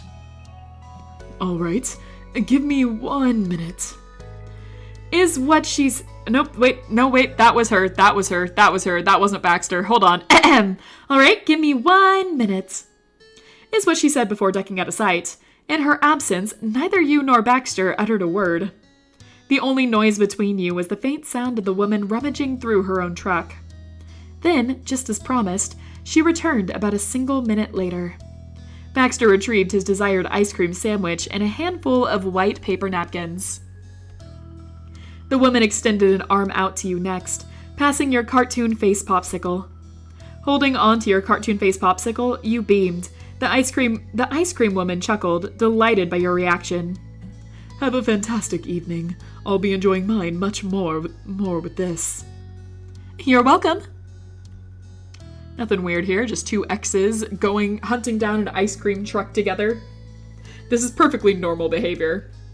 Are you getting a SpongeBob one? I like to think that it's the Bubbles from Powerpuff Girls one. Those were always my favorite ones for some reason. Darn it all, why can't we eat everything? We got to eat everything at the bowling alley. I don't understand why we can't eat everything at the ice cream truck. Being with Baxter stresses out so much we lose our appetite. I suppose so. I want a SpongeBob ice cream. That would be nice. I don't think I've ever had the SpongeBob ones. It was always the Bubbles ones whenever I got one. Nobs and ice cream taco? That sounds good. Angie, did you get chat all of something too? You all get the cartoon face character popsicles. All of you. You get one. Just look for an ice cream truck. It'll be there. Alright, the woman laughed at his niceties and then latched up the window. You waved as the truck roared to life before puttering along the street. I suppose we should start finding our way back. Baxter strolled leisurely along with his free hand in his pocket and the other carefully pinching his treat. You kept up with him, sampling your own frozen dessert. Baxter waited for you to complete your first taste. The corner of his mouth tugged into an all too familiar smirk. I see your preferences have remained the same. Of course they have. No matter how old I am, I always love these ice cream cones. Or popsicles, I suppose. Fish equals dinosaur plus X, 1, 2... What does this mean? I don't know what this means. Yours too. Yes, some tastes endure longer than others. What do you think? Are you enjoying it this time? Well... I mean, I've always enjoyed them. I've always thought they tasted good, so yes? Glad to hear it. I'm glad. Baxter visibly brightened at your genuine answer. He returned to his own thoughts after that. It struck you that as long as Baxter was placated with his dessert, he wasn't running off. For the first time in a long, long while, the two of you might actually be able to talk. Really? Is this what it takes? Ice cream? Ice cream is what will get you to talk about your feelings? Actually, that makes sense when I'm thinking about it. That does actually make sense now that I'm thinking about it. Okay, let's see here. What are we asking him? So do you still like to dance besides... Oh, he's teaching them how to dance. So I think he still dances.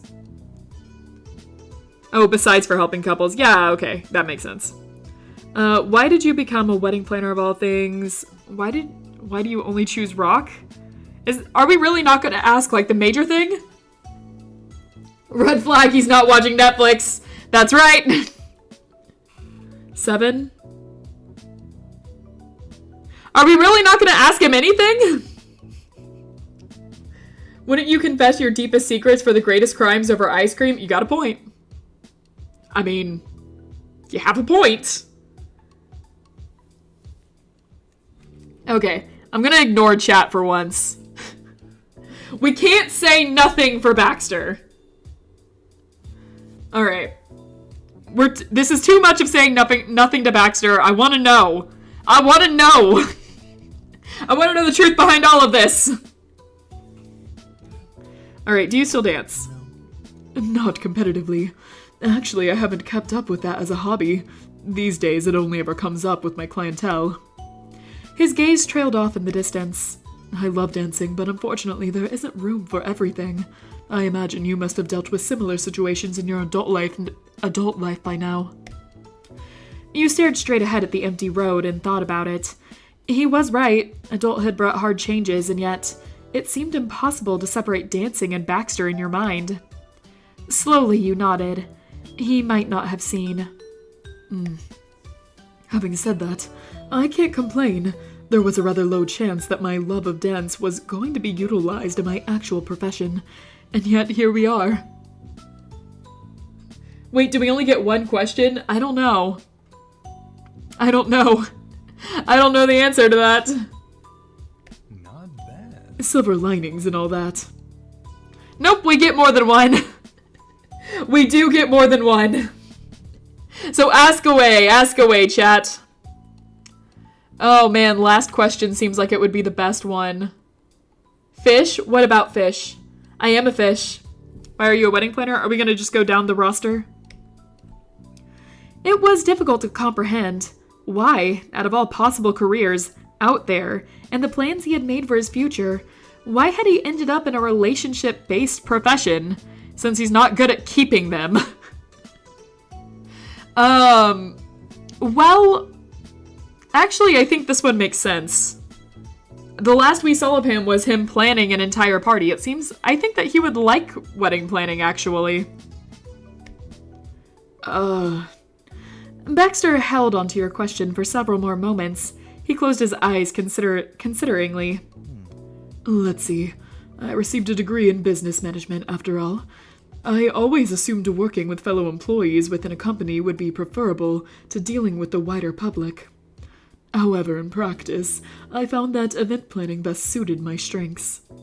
I'm fortunate that thanks to my upbringing, I happen to be well acquainted with formality and what it takes to authentically achieve it for an event. It's a unique kind of direct experience to wield. Additionally, I deal well with the high level of control and detail work one must take for a stressful event. And that's most suited in bursts with different people rather than a long-term position in a constant group. You can easily get sick of someone who needs everything to be just so. Baxter finally paused to breathe.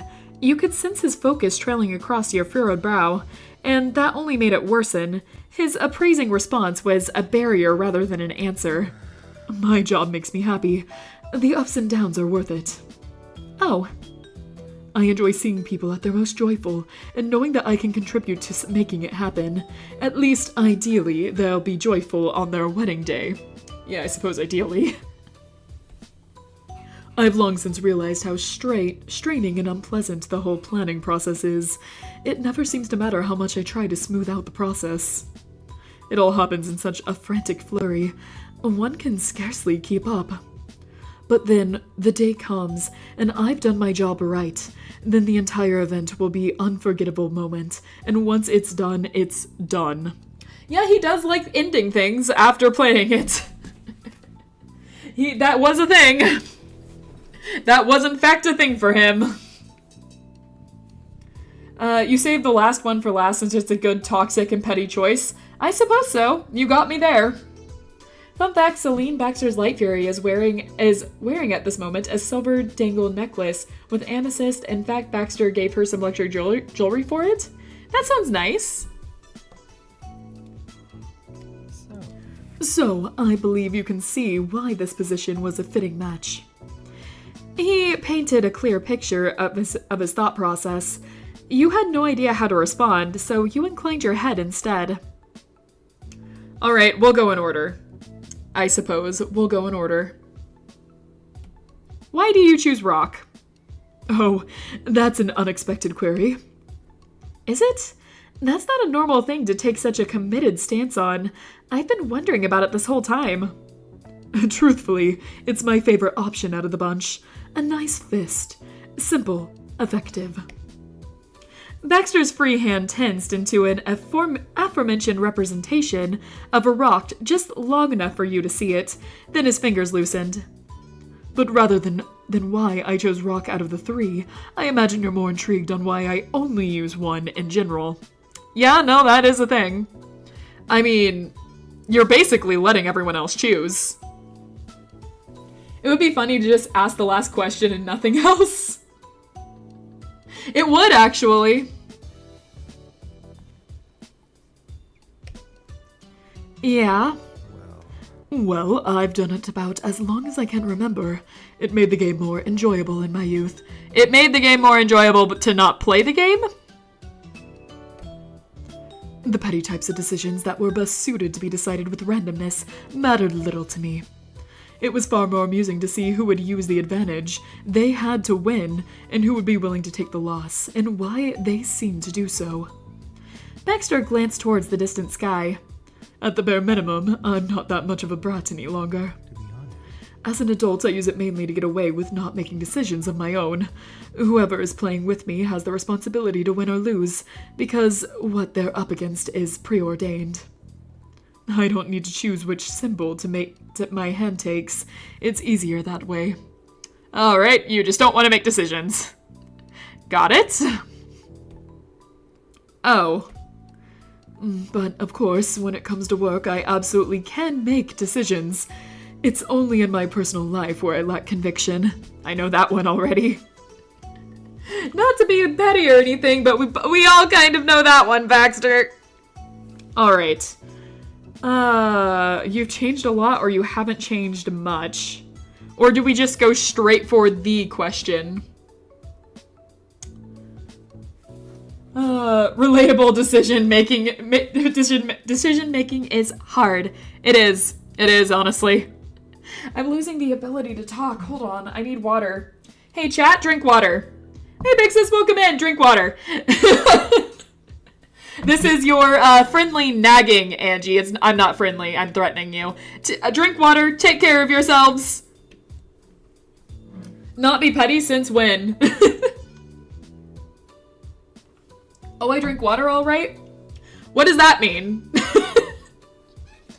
Can't drink water, water rendering an accurate depiction of you hanging out with my dog. Are you drawing me hanging out with your dog right now? Space? Angie, let's gaslight ourselves into thinking this is Yasad, like, non-existent. Everyone just wants to not be on a date with Baxter. All of chat is just like, yeah, not Baxter. It's very nice sugar-free water that comes in a silver can with an upside-down W. Uh-huh. Right. Okay. Energy drinks aside. Drink water. I need a lot more after that. I think I need a nice cinnamon-flavored water all of a sudden. Oh, man. Okay, alright. Where's my undisclosed cinnamon drink at this point? Oh, man. Drinking visual novel stream might be fun.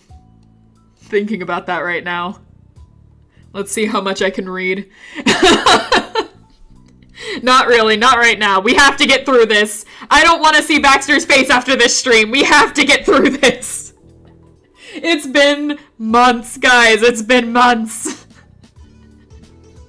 Where's my bells when I need it? You guys were supposed to, like, start ringing bells or something. Bells in the chat to, like, make me focus whenever I get distracted. All of you have slacked on that. Okay, let's see here. Did you guys answer the question? Just go for the last one, or should we go for the last one, or should we do the you've changed a lot option? Yeah, there we go. Now you guys are doing it. You can't see, remember? I mean, yes, I have a cat. I'll hear the bells, don't worry. I'll sense you guys ringing the bells and hear them with my psychic... I don't have psychic... Listen, I said magic. I said magic earlier. There's magic here. I am a human fish. There can be magic. I can hear the bells, okay? For argument's sake, I hear them. Drinking book club will just be Angie struggling to say a word for hours after taking one shot. Yeah. Anyway, there's bells. I'm reading. I'm just going to skip to the answer. We've all been wondering it. We've all wanted to know. Why did you have to stop talking to me? Oh, we have more. We have more of this argument. Oh, shit. Okay. What's the most toxic we can be? Even right now, you're keeping your distance. What's the point of all of this? Isn't it harder to intentionally avoid people for no reason? Why couldn't we stay friends? I can't understand. This is also sad. Second to last, I think. I couldn't understand. This is also sad.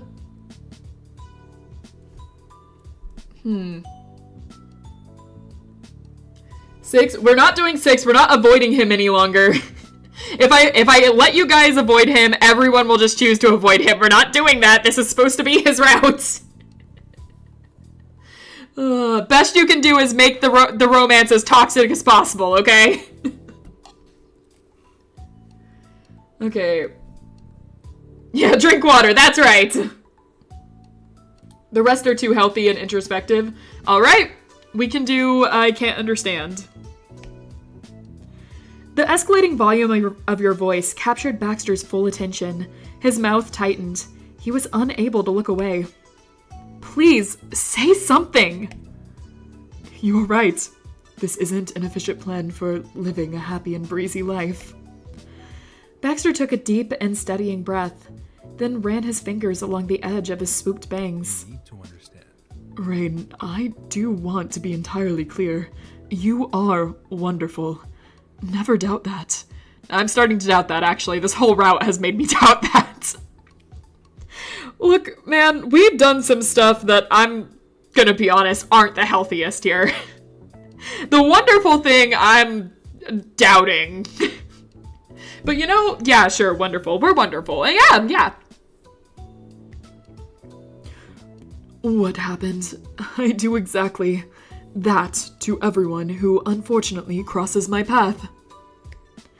The acquaintances I made at college, dancing partners, the friends I had since childhood, my parents, though that is an entirely different story.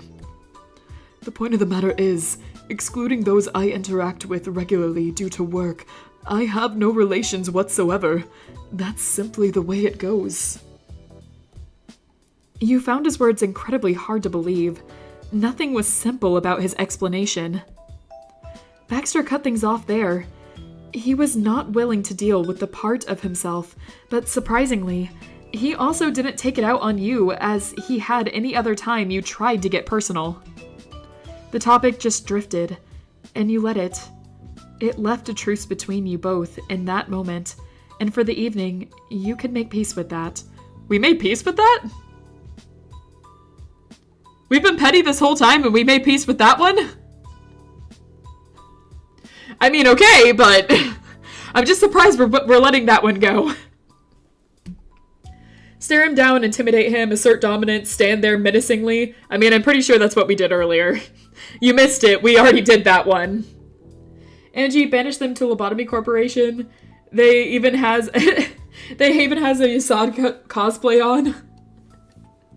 Well, banish him to Lobotomy Corporation. We can send him to the Union, I suppose. Wait, so are we the petty or is he the petty? I mean, technically speaking, we're both. But alright, so long story short in this, we had a summer fling with each other, and Baxter ended it all. He wanted to break up, which we were okay with, but we're like, hey, we can stay friends and stuff because it wasn't like too serious or anything, and he made it like a huge thing. And it was like a huge thing. And so he left, he cut off all ties, he ignored all messages, and it's been 5 years. Somehow our character has fallen even more in love with him since he broke up with her 5 years ago, which is healthy, very healthy. She never let go, and it turns out neither did he. So, healthy. Altogether healthy. And, you know, he's the wedding planner for our friend's wedding, so now we have to deal with him. And this whole thing has been very petty between both of us. Baxter is trying to ignore us at every single angle he can. And our character is constantly putting in like, well, you've always been bad with relationships. I'm surprised you got a job as a wedding planner. Stuff like that. So our character has been as toxic as possible. Baxter's character has been ignoring us as much as possible and not wanting to deal with us. This is honestly the first conversation we've had about the matter.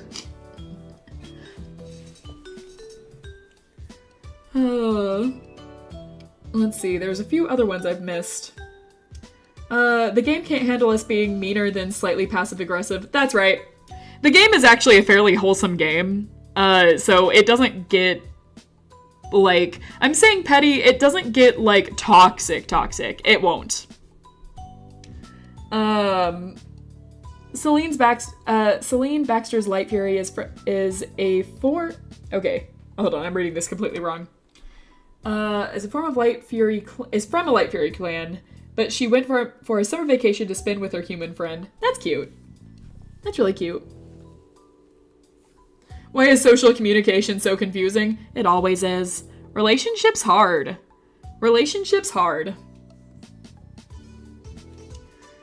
Stockholm Syndrome, I see. Yeah, basically. Quit dilly-dallying. Fine! Ring the bells! I'm getting back to work. Too much breeding for poor fish. We're so mean. Truly. Chat has no mercy on me. Alright. Oh, we can still say this. You've changed a lot, or you haven't changed much. Is it possible to say both? I mean, he has changed in a lot of ways, and he hasn't changed in a lot of ways either. I suppose we'll go with you've changed a lot. Sometimes, you're almost unrecognizable. Baxter's head tilted gradually, like he was waiting for some kind of follow-up, but you didn't have one to make. Really? How unexpected. I was convinced I hadn't changed in the slightest. I'm an actual resident of California now, and despite living here for nearly a year, I haven't so much as dipped my toes into the ocean. I'm still far too nervous for that. You should try it. The ocean's great. That's why we can never get along, Baxter. Embarrassingly, I'm not a beach man like Terry. I'm not even the bee man anymore. He calls me Baxter. The former bee man's voice grew quieter. That level of transparency didn't last long. Baxter quickly changed topics, but his sadness lingered in his eyes. My taste in ice cream hasn't evolved, and neither has my ideas for outings. I can say that I've improved some talents over the years and found a less eye-catching sense of style, but for anything meaningful, there's been no growth. He was right in some ways. Baxter was a diamond that showed different facets in the light. If the gem spun, you might not see certain parts anymore, but they were still there. They remained a part of it. Baxter Ward was still the man you met 5 years ago. His lips twisted bitterly, but he fixed that with a bite of ice cream. He held the sweetness on his tongue before swallowing. Don't mind me and my ramblings. The two of you continued on your path to Jude and Scott's house, surrounded by the end-of-the-day ambiance of crickets and distant cars. You stole a glance in his direction. Somehow Baxter still hadn't finished his child-sized ice cream sandwich. You couldn't help but wonder what was happening inside his head. Since he'd returned, everything came with a thick layer of fog to trudge through. It was only yesterday that Baxter was begging to be anywhere else on the planet than by your side for a little while. And now he was trying to stretch this walk for as long as possible.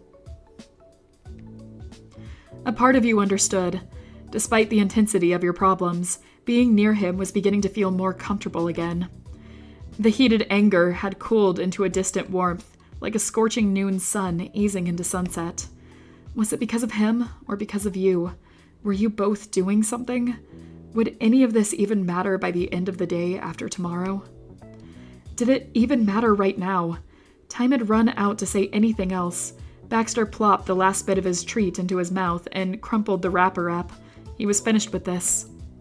Baxter tidied himself as well as he could with the cheap paper napkins. He didn't use them all, and offered the remaining ones to you. Well, I'll accept it. Thanks. You stashed the napkins in your pocket. Baxter's amiable smile didn't change. Thank you for accompanying me, Rain. As we can both see, my car is right over there. I won't keep you any longer. Good luck with the centerpieces. I'm sure they'll turn out wonderfully. I hope so. Bye then. Goodbye, Rain.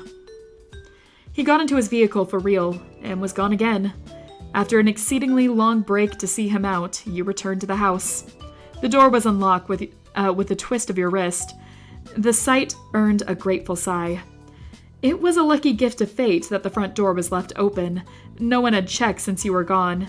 You were able to slip inside and rejoin the others without any extra weirdness. Or at least that's what you thought.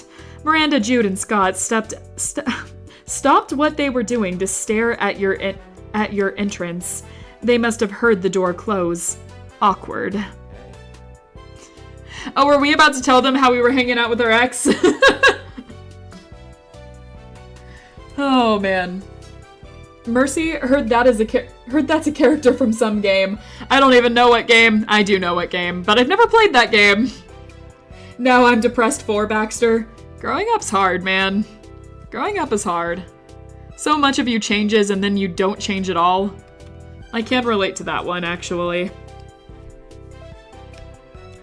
Jude at least didn't have an interest in asking you probing questions. He punctuated his greeting with an easy smile and resumed the silk flower arrangements.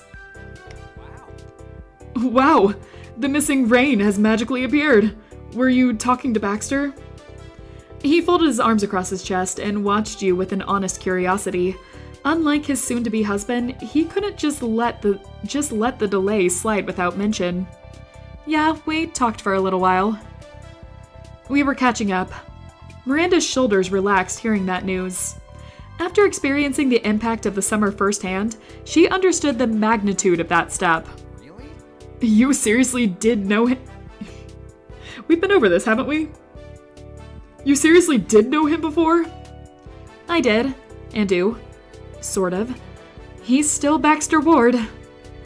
Letting that information sink in, Scott removed his glasses and idly cleaned the lenses on his end of the shirt.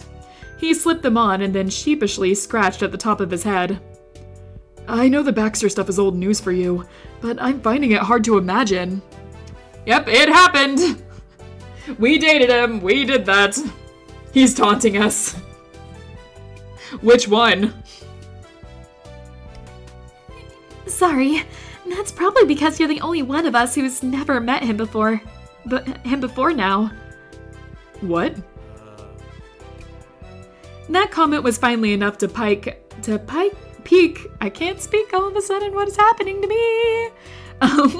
To pique Jude's curiosity, Miranda snickered as Jude put the silk flowers down. When did I meet him? Well, you didn't talk to him, but had to have seen him. That I'm even more confused. Remember my 19th birthday party? He was there. Your 19th birthday? Yes. He wasn't there as a guest. Baxter was one of the main people who put the whole party together. Jude's brow pinched and he gazed into the distance at nothing in particular, searching the recesses of his mind. At last, a spark behind his eyes brought him back to the present. I remember one strange dude, the edgy kid who kept messing with the chocolate fountain. Why was he there? That's the real question. Everyone knows about Rain's history with Baxter because she never shut up about it for the past 5 years. That's right! Rain could never keep quiet about it because she never got over it. What are you eating at Baxter? Alright, focus mode. Your grin stretched ear to ear, hearing Jude's recollection of Baxter. How typical of him.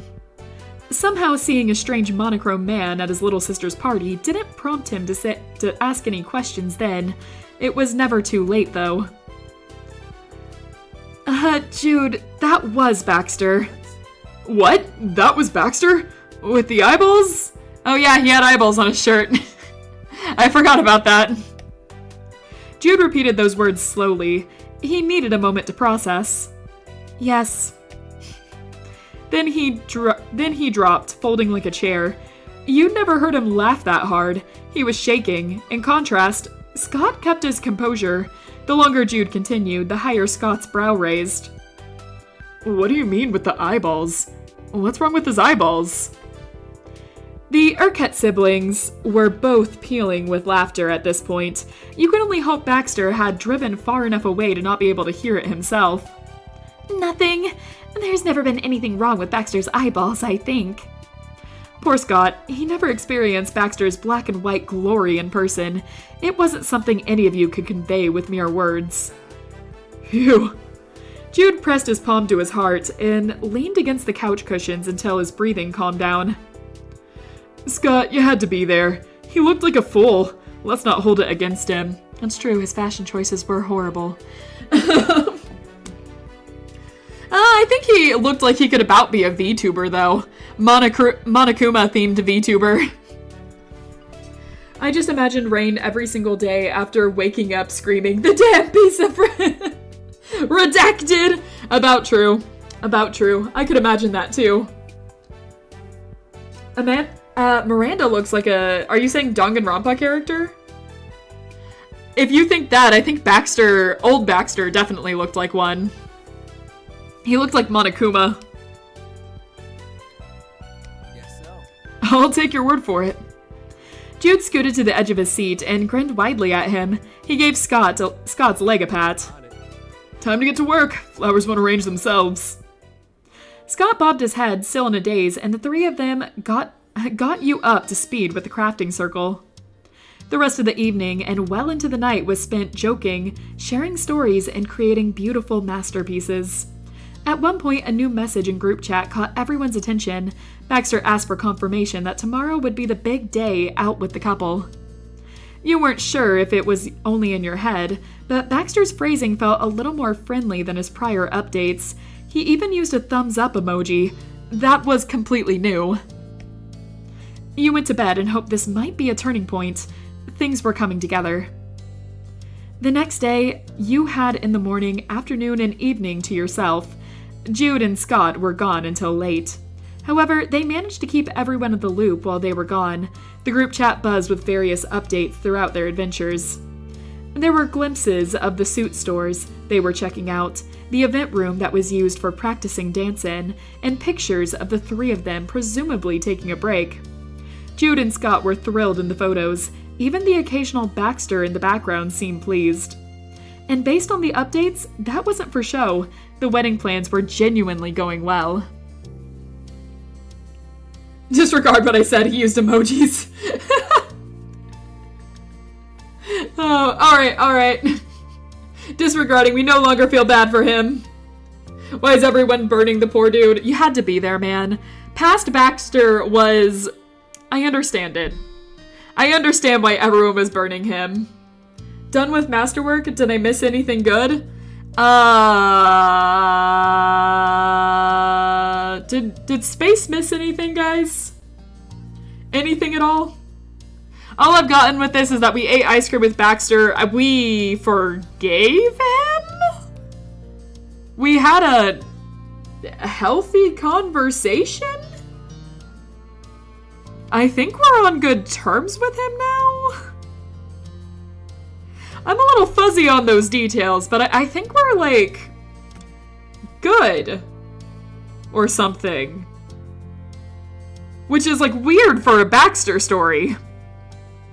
But I think we're, like, on fairly good terms with him. We interrogated him. We did, but we actually had a good result. Makes me think that there was never really a way to get a bad result in the first place, which, to this game's credit, it never makes things super toxic. It's always, it always ends up being, like, fairly nice. It wants to be a wholesome game, so. Meanwhile, you had your feet up, resting, and recharging for the big event. You imagine Terry and Miranda spent their day off similarly. After all that hard work, the grand payoff was almost here. There was only one meeting left with the wedding planner, ahead of tomorrow. Miranda and Terry arrived at the house not long after you finished dinner. Just as things were talked about before, everybody was invited to Jude and Scott's place, rather than the office.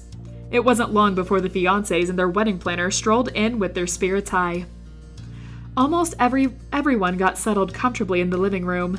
Jude and Scott tiredly sank into one end of the couch while Terry sat on the other. Miranda folded her legs and sat on the arm of the couch, leaning into Terry. You plopped down on the room's other plush chair. Baxter, though, didn't pull a chair aside or sit down anywhere. Instead, he remained standing, holding his notebook and waiting for his moment to begin the meeting.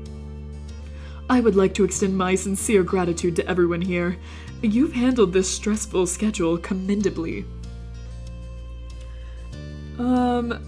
Chat is getting ice cream? Yeah, chat, you deserve some ice cream. Get some ice cream. It's been excellent working with the party planning committee such as yourselves. Baxter bowed his head politely. It was clear that he was trying to maintain the wall of formality with his role as the wedding planner, but his earnest tone gave him away.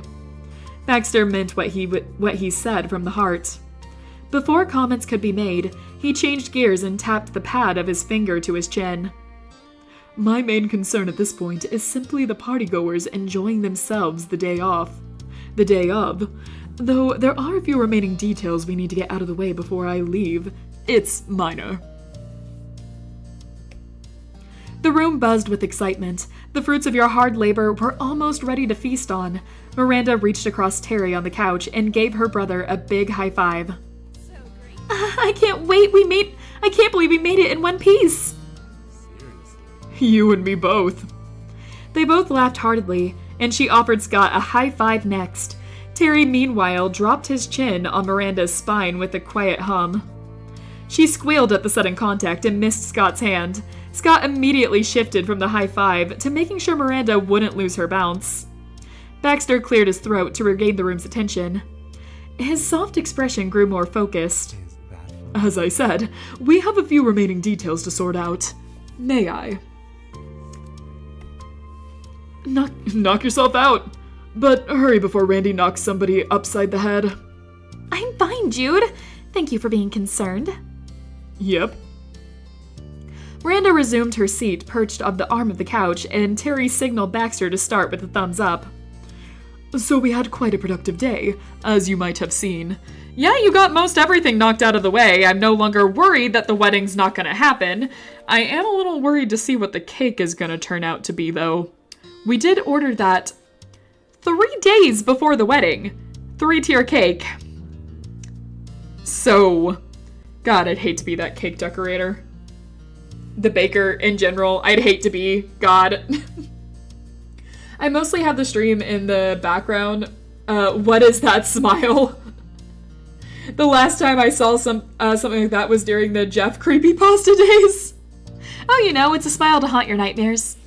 That's what.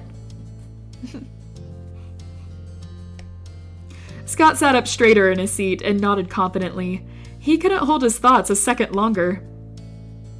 We got the suits! They're super. Wait, did they not have anything to wear before the wedding? They got their suits a day before the wedding? I'm just picking up on this now. A day before. Oh my god, you guys are so lucky that you got suits.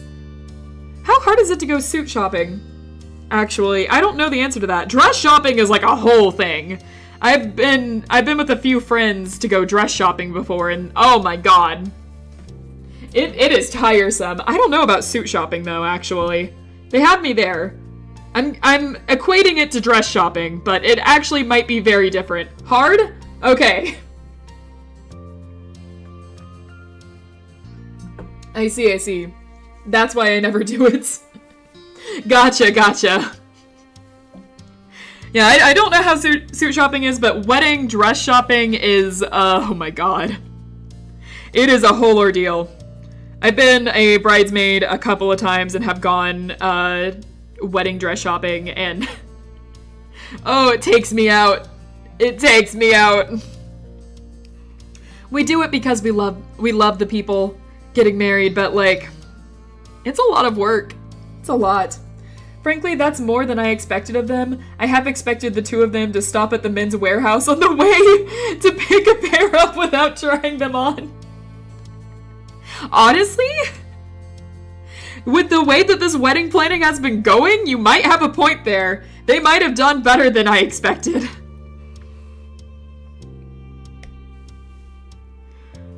Though he was the man who assisted us at the store, was a massive help finding us options that work splendidly off the rack. And Baxter showed us some steps. He sheepishly rubbed the side of his neck and glanced at his husband-to-be. Jude playfully bumped his shoulder into Scott's side. Guess who's gonna have a slow dance? Exciting. It'll be delightful. Honestly, I'm surprised they managed to get all of this out of the way. It took a couple of times before my cousins, so the only people I knew that took lessons for, their wedding for dance, for slow dance, was my cousins.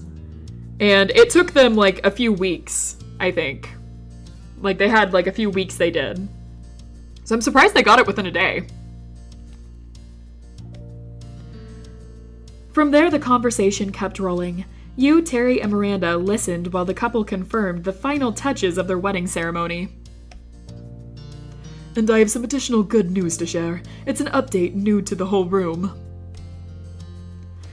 Xavier sent me their progress on the cake. It's finished and will be delivered tomorrow as requested. Would any of you like to see the photos? Yes, please. Sure. In a flash, Baxter had his phone out and tapped the screen. He flipped it and walked the picture around the room for his audience. The cake on display was 3 tiers, and the white frosting had rows of lines textured all the way down. Piped leaves and flowers were dotted across as accents. It was understated and stylish. It's so pretty! We'll actually have a cake this well made for our reception. I seriously appreciate what they did for us. The baker did good. While the couple's words were complimentary, honest praise for an objectively nice piece, there was a problem. It was obvious the cake was the result of their former lack of synergy. The final result was a finished and not ugly and generic as Jude had insisted upon. It could have been a random stock photo Baxter found online. Scott was amazed by the craftsmanship regardless, but seeing it for himself, Jude slouched lower onto the couch. It will taste as nice as it looks. Xavier's gifted in the kitchen. Great. That was not Scott. Great. I made Jude's voice deeper. Some noticeable creases remained in Jude's brows, but he still managed to smile. Baxter nodded and no one had anything else to add about the cake. Yeah, you can't complain when your only contribution to the cake so far had been, I don't care what it looks like. You can't complain about it, Jude. I did some slow dance practice for a basic waltz for a friend's family for his older sister's quinceañera. Probably messed up the spelling when I was like 12. An hours-long wedding rehearsal practice from around that time too. Hated it. Yeah, I was in a dance club when I was in high school. It wasn't my high school's dance club. It was a different school's dance club. My friend at that school insisted I join it, and they didn't care that I was at a different high school. So I did that dance club. And, like, it was fine. I could never learn the steps. I was bad at everything I did, but it was fine. It was pretty fun. The conversation pivoted away. Baxter ran through the ceremony procedure piece by piece, and the intended times for every moment. Much of it was familiar information at this point. However, it was crucial to have it all straight. Now, I have one last question for the couple.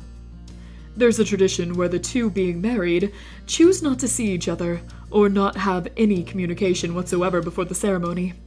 Would that be something you want to consider? I can arrange separate areas for each of you to get ready. The men frowned nearly simultaneously. They gave each other a long, silent stare.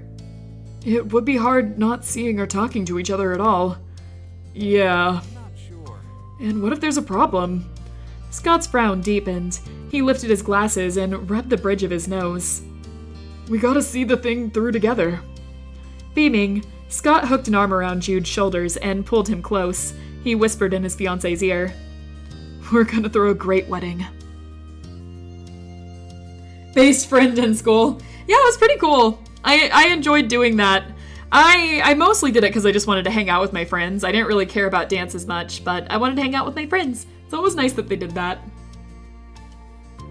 So do they know if they have wedding rings yet? Or are they picking some up at a pawn shop the day of? You know, we haven't questioned that until now, huh? You guys have rings, right? I'm assuming you have rings. I'm assuming. I know that.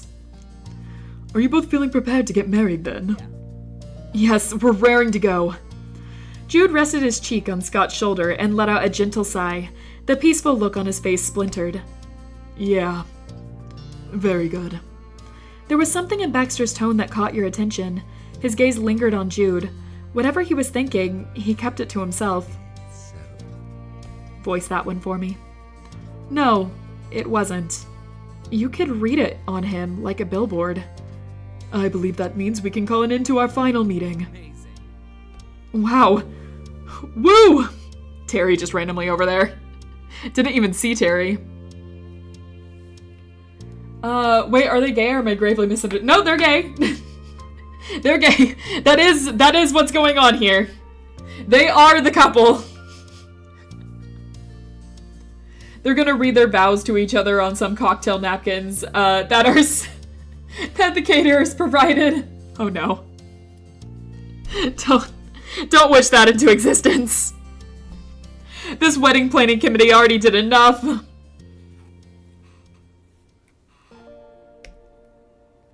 Raising a brow, you watched on as Baxter actually left. Jude and Scott walked him to the door. You followed them. Baxter left with one last farewell, and the door was shut. The day I can't speak all of a sudden. Once again! The day had wrapped up nicely. Everyone had done as best as they could. Yet, regardless of all the signs, you remain unconvinced that Baxter had finished his planning. From there, Jude and Scott rallied themselves into one last cleaning session before bed. They began putting their house into some semblance of order. They were unstoppable. Scott pivoted, and you sidestepped out of the way. In the living room, Terry and Miranda were settled on the cushions of the couch together, watching something quietly on their phones. They could be going home soon, and the last thing you wanted was to get in the way of either power couple. But a guiding light came to you in the form of a phone buzzing to life. Lo and behold, it was Baxter Ward, and this text wasn't for the group chat. He sent it to you directly. Ooh, what is this going to be? Angie, I gave Dorito-flavored Pringles and Sunchip-flavored Pringles. Eh? Do they make those? Is that a thing?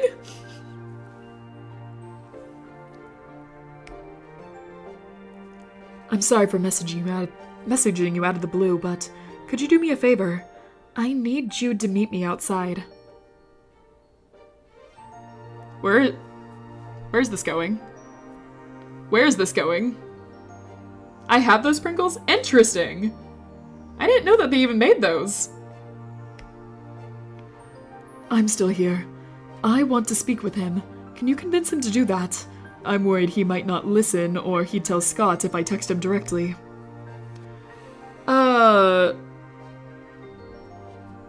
Leave him on red. We'll answer back. What are you planning? Pepe Le Pew up to no good again. Are we still calling him that? My mom bought them for me. I was surprised too, Angie. Wow!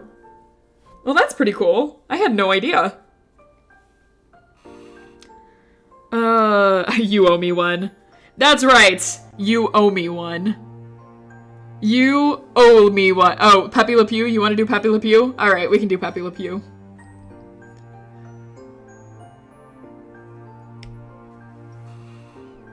What do we got?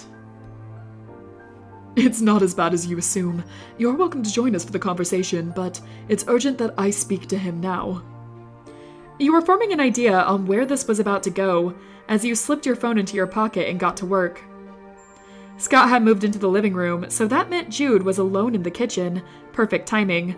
Fortunately, he was too absorbed in his task to notice you sneaking past. Jude stood at the sink, humming a quiet tune. He was already making a dent in washing the dishes that had piled up from earlier in the day. Why is she censoring herself now? Huh? It feels like a year goes by every time I disappear and reappear. I'm not censoring myself. Oliver is censoring me. This is chat's decision. In book club, I let chat put up different Olivers. Each person is allowed to put up one Oliver. And they can't put it up to block characters or text, so they put it on me instead. That's been the trend. So chat continues to censor me. That's what's going on here.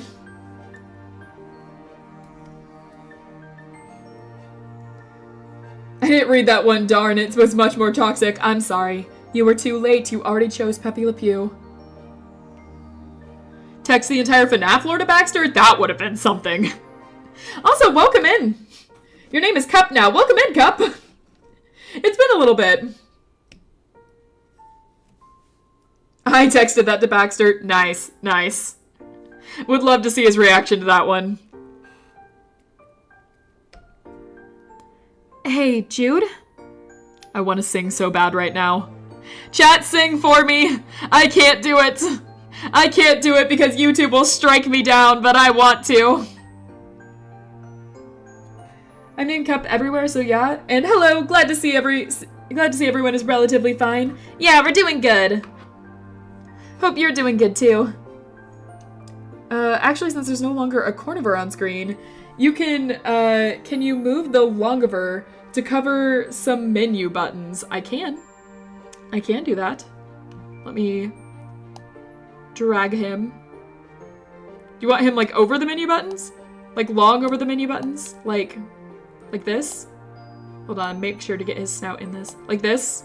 Just sleeping over the menu buttons and the exit button so you guys can't escape. Hey Angie, sorry I was 2 hours late. You're fine, you're fine. What matters is you joined us. And even if you don't join us, what matters is you think of us.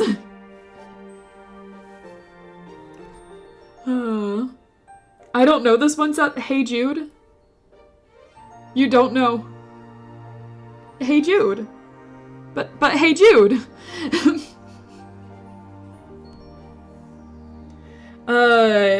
Let's see. Angie, can I make a summon on Pastel Oliver Angel? Flying Oliver.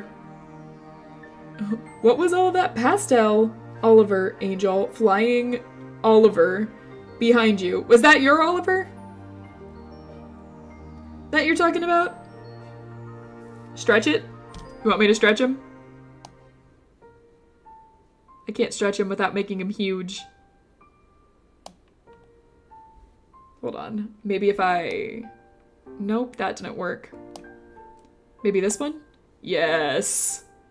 Yes! Stretch Oliver. Oh, whoops, whoops, whoops. I messed up. That didn't count. Hold on, that didn't count. That was a mistake. Hold on. Nope, wrong one still. This one. Nice, nice, nice. We got this. Now none of you can leave. The exit is no more. You're trapped here with me.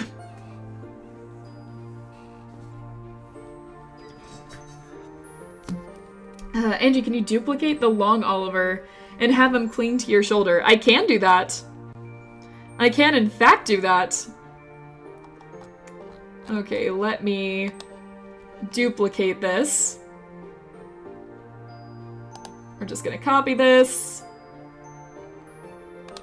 And paste. Move it up. Move it back.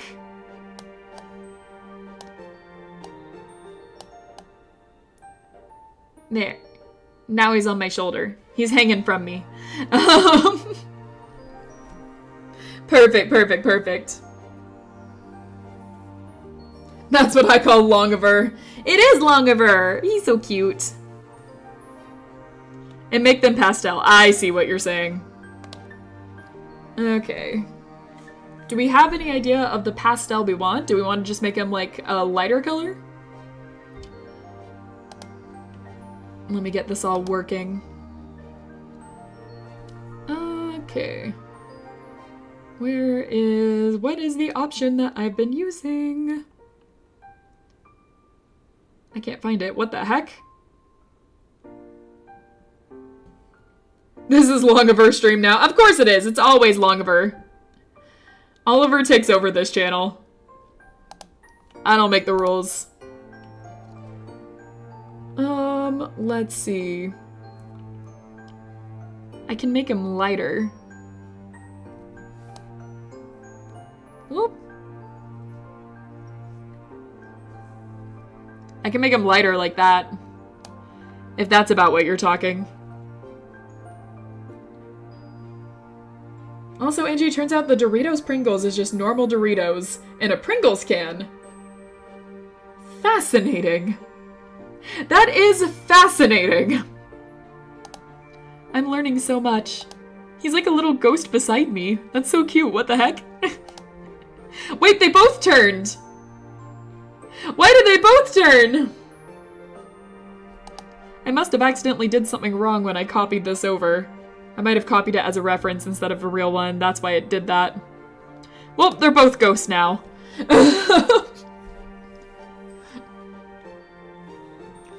Alright, let's talk to him. Sup? He didn't take his eyes off the suds. You hung back in the doorway and made sure that you were alone before inching closer. Could we speak privately outside? He looked at you then. But he put the bowls he'd finished scrubbing on the drying racks, and then dried his hands. Lead the way. Thanks. The two of you were halfway through the house, almost home free, when Jude startled you by speaking. You stopped dead in your tracks. This is about Baxter, right? How did you blow it that bad? You were about to blurt it out, but then Jude crossed his arms and his expression morphed into something you'd expect more from Liz. Oh. Jude wasn't onto what was really happening. He thought you wanted to talk about Baxter from your own personal angle. Your conflicting emotions must have been dancing across your face, because Jude dropped the protective expression for a sympathetic one. You can tell me about it outside. Uh-oh. He thinks we're gonna talk to him about relationship problems. Oh no. Bullet dodged. Without exchanging another word, you led him out to the front door. Jude froze only a couple feet outside his doorstep. His head snapped to the side, catching where Baxter was leaning against the side of his house. Hello, Jude. Thank you so much for your help, Rain. Baxter moved off the wall and readjusted his jacket. He grinned widely, and it sent a shiver down your spine. There was something about arranging a confrontation at night with an unsuspecting Mark and a man in a well-tailored suit that made you feel you were now an accomplice in a crime. Yeah, this feels like a mafia movie all of a sudden. This feels like it changed all of a sudden. Who's gonna tell him? 2.5 hours and the end of the stream is still not in sight. I see at least one more stream of this in the future. We'll see. The wedding might not be that long. You never know. Maybe the wedding part isn't that long. A local hero falls into the trap set by a devious, monochromatic supervillain, and all that. You coughed and turned away to regain your composure. Baxter's master plan was going to be in Jude's favor. Obviously. Not that he knew it. Jude's gaze flickered between his two captors. What's going on? That's exactly what I wanted I wanted to ask. You didn't appear particularly thrilled at the end of our meeting. Jude's uneasiness vanished and was replaced by a clenched jaw. It's all good, Baxter. Come on. You'll have to do better than that. I don't believe either of us are convinced. Fine. Things are as good as they're gonna be. Baxter sighed at the note of hurt in Jude's tone. He let his hands sink into his pockets. We can't even begin to find a solution or a compromise if you're not willing to discuss the issue. Angie, the only thing that's missing from Long Oliver is angel wings. This was a fan-submitted one by Klepek, so that would be up to them. That'd be up to them if they wanted to add angel wings. The wedding might not be that long. There's gonna be a 30-minute description of the wedding cake. You don't know that! There could be, just on the cake eating alone. Jude tapped his foot anxiously. He hoped someone else would speak, but the two of you were waiting for him. It's way too late. I understand. I believe I have an idea of what this is about, but I could be wrong. Please try me. Jude opened his mouth, hesitated, and closed it. He glanced away and scrubbed his fingers roughly through his hair. Why not? You're the wedding planner. He let out a defeated sigh and guiltily lifted his head. The problem is that cake. I screwed it up. It's our wedding, our chance to do whatever we want, and I didn't let him or me do that. We only needed to talk for 15 minutes about a design and flavors and shit. It all would have been good. But me thinking that now doesn't matter. There's nothing we can do. The tirade was the longest you'd ever heard Jude speak in a row, and the angriest. Baxter listened sympathetically. When he was certain Jude had said his piece, Baxter took a turn. Yes. Unfortunately, yes. The cake is finished. Xavier would have been capable of overhauling the design of an entire wedding cake at the last hour. Even adding new decorations isn't particularly feasible. And I can't recommend you doing anything to the cake without discussing it with Scott first regardless. That's why I kept my mouth shut. The baker did what I wanted, but that cake is always going to be something I regret. Jude squeezed his eyelids shut as he admitted that out loud. Baxter's expression tightened and he exhaled through his nose. Yeah, this is why we don't make we plan all of the wedding details last minute. This is exactly why. The wedding might, hold on, no, I already answered that. I'll add them, sure. Nun Angie is getting postponed. That's right, you have a nun version of me coming out. I can't wait to see it. I can't wait to see it. Me a nun. Can you imagine? Oh, man. But we have Angel Oliver, so we gotta make me a nun. Alright.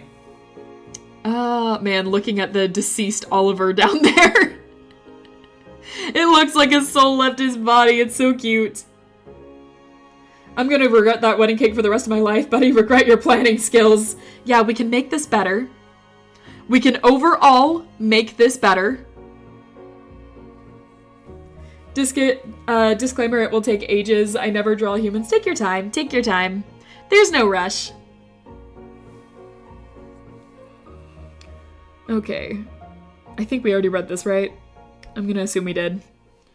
Jude, have you perhaps heard of the concept of a groom's cake? Jude cracked an intrigued eye open. He studied Baxter cautiously. I don't know if I've heard of that concept, to be honest. No clue. No, what's that? Well. Well, wedding cakes are often tailored to only one half of the couple's taste. There is a cliché of a bride picking out a dream wedding and a groom being left out of the process entirely for a reason. The situation can certainly apply to any gendered couple, and sometimes it isn't a problem for a pair. In this case, you could say the wedding cake was more your choice than Scott's. Now, the basic concept is that you have the beautiful classic wedding cake of multiple layers and understanding color schemes as a main piece. Then there's a second cake that is smaller and often far more themed in design. Something potentially showcasing a hobby, a sports-themed car, for example, or a video game-themed cake. Interesting. It's meant to be the preference of the person who didn't get their say before. That way both people in the relationship get what they like. And adding a groom's cake makes for a much better surprise than redoing a piece that was already agreed upon. You can't make a whole nother cake before we have one day, right? That's not what you're suggesting, right? Are you for real? That's a thing? Absolutely. It is. Scott and I met playing games online. Could we get something to celebrate that? A video game themed cake? Your eyes flickered back and forth between them. Jude's hopeful excitement contrasted with Baxter's strained smile in a painfully humorous way. Baxter pinched the bridge of his nose. We can't ask Xavier to create an entirely new cake on short notice. While we might be able to find a pre-made one with video game accents, it would be more young child's birthday cake than most important event of the groom's cake. Jude began to visibly deflate, and that was the apex of the final meeting. Baxter had drawn him outside, gotten him to open up his feelings.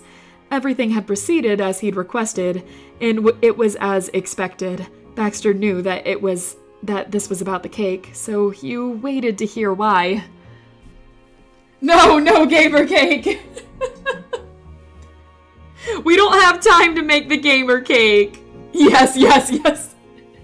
We can't make the gamer cake. We don't have time to make the gamer cake. It's the night before the wedding. I'm back at home. Welcome home. I'm glad you get to relax now. Except we can't relax for wedding planning. I want cake. We can't make the gamer cake. Guys, it's the night before the wedding. We can't make the gamer cake. I drove for 4 hours to see this. 4 hours? You drove 4 hours? The baker can work through the night to make the cake. Oh my god. Why do I get this feeling that I'm about to be roped into making a gamer cake? The hands still in Baxter's pocket had morphed into fists, and his arms were pulling down so tensely, his sleeves might have ripped off the shoulders if he was in something of lesser quality. By the looks of it, Jude wasn't the only one questioning his various choices. But of course, Baxter Ward was good friends with bad ideas. No, we're gonna make the gamer cake. No. Baxter, please. Baxter, please have mercy. I haven't slept in 4 days, Baxter. If you're truly desperate, I could do it. I could make the groom's cake. Jude's jaw went from a slight dip to a drop. Baxter had done a lot in the past few days, but he always remained within the bounds of his job. Even going to pick up and drop off the centerpiece supplies could be considered a part of the process if you had an especially involved planner. However, making a groom's cake the night before the wedding was definitely not how any of this worked. Baxter Ward was taking a flying leap of past the line of professional courtesy. You make cakes? He made cupcakes once, does that count? We're getting conscripted into the kitchen. No, God, please, no, not again. Not like this. Jude slowly articulated through his shock. Baxter nervously blew at the edge of his swooped bangs. At least he's admitting it. It won't taste as good as the wedding cake. I can curb that expectation right now. I'll have to use a box mix and it won't be the true 3D carved shape. That's something better left to the pros. However, I can manage to create a cake that fits the bill, better than a sheet cake with some plastic decoration stuck to it. I could use a stencil to make it look like a controller, and frost it so. And I do have some experience baking for events. I did help make the cupcakes for Miranda's 19th birthday. Oh my god. No, we really are doing this, aren't we? Oh, I was wondering how they were gonna rope this in. Dang, I think I should get some sleep after I eat breakfast. How long have you been up? Not just the chocolate fountain? Baxter blinked and then scratched the side of his neck. He let out an awkward chuckle at that bit of infamy preceding him. Yes, I did do a touch more than provide the chocolate fountain. Well, hell, if you can do it, do it. That would be... I don't know how I could make it up to you. Don't allow the stress of having the perfect wedding ruin the experience. That's all I ask. Oh, and don't smash any of the first or second cake into Scott's face as a surprise. Despite Baxter's light-hearted teasing, Jude continued to stare at him astonished. Dude, Thanks. You're quite welcome, and now I can confirm and say that we're all set for tomorrow. You need all the rest you can get before morning, so take it easy tonight. I'll be going now. They were serious. Baxter was about to make a themed groom's cake the night before the wedding he was planning. No, have mercy. Have mercy. We can't be doing this. No, we can volunteer. We can't volunteer. No. We have to draw a line, right? Right, chat? I also enjoy video games. I would never in all of my years ever get a video game themed wedding cake. Even if it was a second one. Even if it was a second cake, you wouldn't get a video game themed wedding cake. Come on, Josh, I thought I knew you better than that. It's a video game themed cake. For your wedding, come on. What's the thing you love most in this world? Be honest. From 3 a.m.? Oh my god. Line? What's a line? I only know points. Oh my god.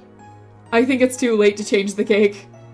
I would sooner do a flip off a cliff. Man, no one's willing to get a gamer-themed wedding cake. Man, I thought I knew you guys better than this. No one wants to get a gamer-themed wedding cake with me? Fine. Let's see. He shouldn't have to handle that alone. Don't do this. If Baxter was biting off more than he could chew, you had to make sure he didn't go right. No, don't do this. He was so ridiculous, and he absolutely needed someone to watch. No, don't do this.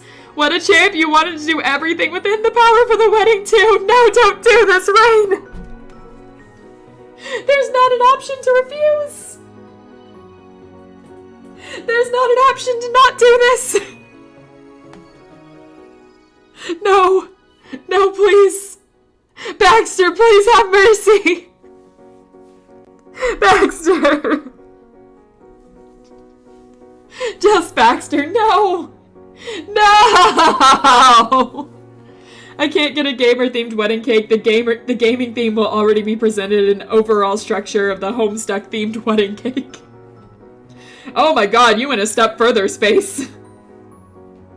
You went a lot more steps further than I could go. Okay. Alright. We gotta do this. We gotta do this. Oh. Alright.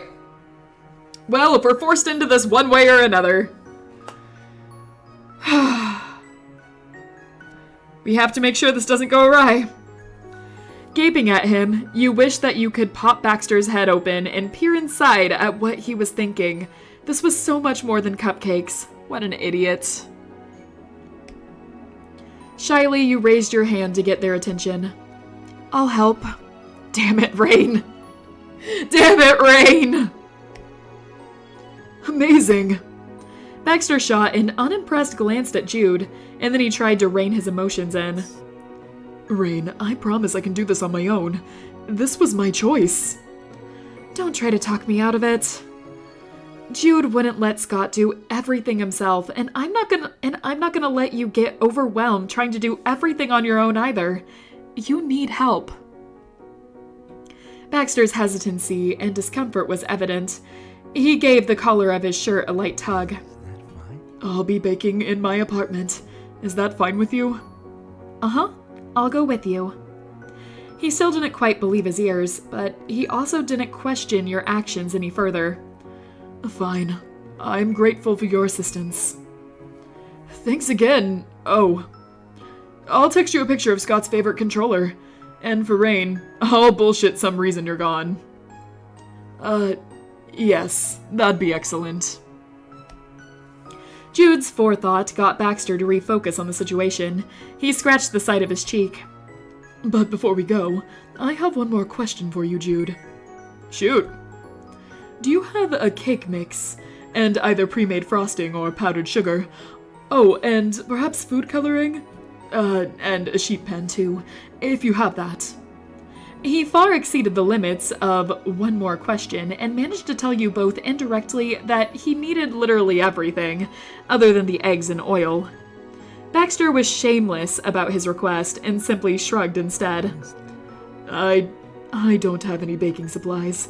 I figured I'd save us a trip at the store and fret over brands if I could use ingredients from your kitchen. Of course you don't have baking supplies. Jude tipped his head back and let out a deep laugh. He rocked forward and wiped a tear from his eye. We probably have some stuff you can use. Wait here. Alright, volunteered to make the cake and didn't have anything with him. Of course you did. Of course you did. Man, Baxter sucks. It could be worse, honestly. Knowing Baxter, it could be worse. In a full hour of baking this cake. So when I mentioned 30 minutes for the wedding cake, bump that up to 45? In a full hour for baking. Yeah, we're gonna be here for a while, huh? Okay, what time is it now? It is 2 hours and 47 minutes in. Alright, I'm making a decision. We're gonna get to Baxter's apartment first, and then I'll announce the decision. Jude jogged to the house, leaving you and Baxter there in the driveway. He didn't even bother closing the door, so the light from inside fell between you. Neither of you uttered a single word. Jude would return any minute, and you'd have the whole night to say anything either of you wanted. A couple minutes later, Jude rushed back with his arms full. He passed Baxter a sheet cake pan stacked with supplies, carrot cake mix, 2 containers of cheesecake frosting, and a box with red, green, blue, and yellow food coloring. Scott prefers this way more than chocolate and vanilla. We can do a lot with this. Yes, it is going to work. Good night, Jude. I'll take care of this, and Rain, you have nothing to worry about. You were instantly grateful that it was so dark out that the blood rushing to your cheeks wasn't obvious. It was embarrassing to hear him declare that. Baxter's mouth crooked into a familiar smirk. Jude shook his head and waved you both off. All right, we're on the clock. Drive safe. And with that, you and Baxter split from the group for one final pre-wedding mission. You hurried across the street and climbed into his car. Soft music poured out from the car's stereo in lieu of conversation, fitting itself in as the ambient back seat of the drive to Prism Vista. Streetlights lined the freeway, and cars rushed by with their own purposeful missions. Yours was just as important. Baking cakes was no small matter.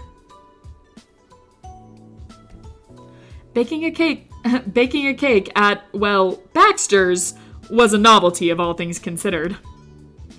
There'd been times when you went into the condo rented out for Baxter by the elusive Mr. and Mrs. Ward, on top of the occasions when you'd been to his office to help out with the wedding planning.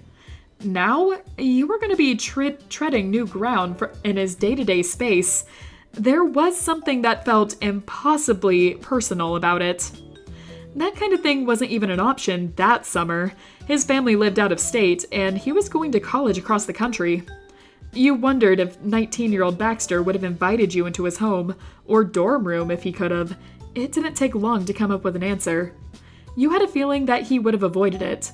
Monochrome Baxter would be in a heap of trouble if the people he wanted to hide from knew where he lived. So, what made this Baxter different from that one? The veneer of professionalism colored your shared silence, but the air wasn't taut with tension so much as buzzing with anticipation. Eventually, Baxter pulled into the parking lot of his high-rise apartment building, and, with some fumbling, managed to get through the doorway with some of the cake materials in arm. He entrusted the cake mix, arguably the most important part, to you. As Baxter gestured to the modern decor of the minimalist lobby, you passed through. He guided you both towards a polished chrome elevator. His fingerprints were left behind on the shining buttons. The elevator took you to the 11th floor, where you followed Baxter to the end of the hall and into the apartment. Shrugging the supplies more to one side, he unlocked the door and held it open. After you, Rain. Oh, okay, thank you. It was always nerve-wracking to enter someone else's space, even if you knew them, but you managed to muster the courage to make your way inside without delaying too long. Whatever you expected, it wasn't this. The apartment opened up into a chic living room embellished with tones of oranges, blues, and grays. Silvery curtains were drawn aside, and the metal on some of the furniture gleamed with a similar polish to those in the lobby. Distant lights from the cityscape shone in from the huge floor-to-ceiling glass doors that opened onto the balcony. We're in California, right? How rich is this guy? I gave everyone marshmallows? Nice! Frankly, in this scene, I hate the grooms far more than Baxter. He's putting in more effort in their relationship than they are. No, I agree. Baxter's actually putting in a lot of work in this. Jesus, how expensive is this apartment? I mean, I know he was supposed to be, like, rich, but wow! Okay. From here, it felt as though Prism Vista stretched impossibly far, and it was at that moment you were reminded how incredibly small Sunset Bird was by comparison. Baxter's voice grounded you again as he entered from your periphery, hands newly emptied of the baking supplies. He must have put them down while you were looking around. What do you think? So, this is my home. What do you think? There was the whisper of a thrill in the question. Alright, last question, guys. What do we think? What do we think? It's nice. I can't believe you get this view every day. No black and white, Baxter? I mean, that is his old self. He has grown a bit. Apparently the rich boy is rich. Who would have known? I mean, he's richer than I thought he was. You're not paying for this on a wedding planner's salary. No, you're not. Every now and then, I remember everybody in this game is a one-percenter. I know! Why are they all so rich? Okay, let's see. Does it even matter what I think? Are we still petty? I thought we forgave him. But are we still petty? I mean... we might as well go with that. Do we want to be petty still, or do we forgive him? Maybe this is just normal and we're abnormally poor. The thing is that our character is also fairly rich. Fun fact, Celine's Light Fury has a bedroom for herself. That's cute. That's really cute. Alright, I'm going to, because Josh said, we don't forgive. Your answer gave him some delay, his brown eyes widening before his expression turned into something harsher. I live for approval. His words were barbed. You touched on a sensitive spot, but that was the entire point of it. I thought I'd grown out of that. I suppose I was wrong. Let's not dwell on it. You're too kind. Now, Rain, I must thank you for volunteering your services in this exceedingly ill-thought-out and wholly inconvenient task. Not many would. I do believe we should get started before it gets any later, He rounded the couch, slipping off his jacket before tossing it with reckless abandon over his blue armchair. He gently tugged at the edges of his sleeves, inspecting them for some non-existent dust. I will hang that up correctly later. Okay, maybe not the last question. Let's see.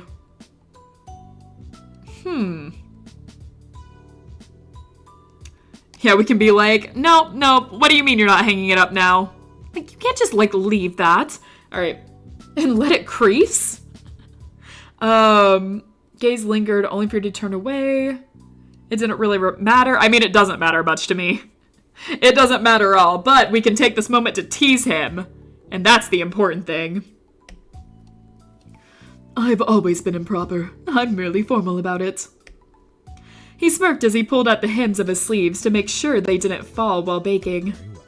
Let's go over what we'll need in the what we'll need to do in a semi-flexible list of steps.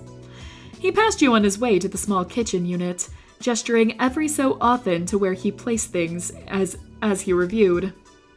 We'll need to first preheat the oven, then prepare the batter and the pan and bake it. After, we'll have to make a stencil, dry the frosting, take the cake out, and let it cool. Then cut the cake to the approximate shape of the controller using a stencil. He took a cursory glance at the tube of frosting you'd been allotted before ultimately picking it up and checking the bottom of it for an expiration date. Finally, we'll apply a base coat of frosting and detailing and pack it up so that it's ready to be simply be taken to the venue in the morning. We're not sleeping, are we? We're not sleeping, are we? Baxter returned the frosting to the counter he'd taken it from. That doesn't sound impossible. No, it does. The grimace that suddenly crossed his features betrayed his disbelief. It might not have been impossible, but that didn't mean it wouldn't be difficult. He looks disgusting in that shirt. Put the jacket back on. Yeah, I'm not a big fan of the purple shirt either, I'm gonna admit. Baxter has Yasad vibes? Don't do Yasad like that. Don't do Yasad like that. Exchanging the frosting tin for the cake mix, he scanned the directions on the back before reaching for the oven's digital screen to set the temperature.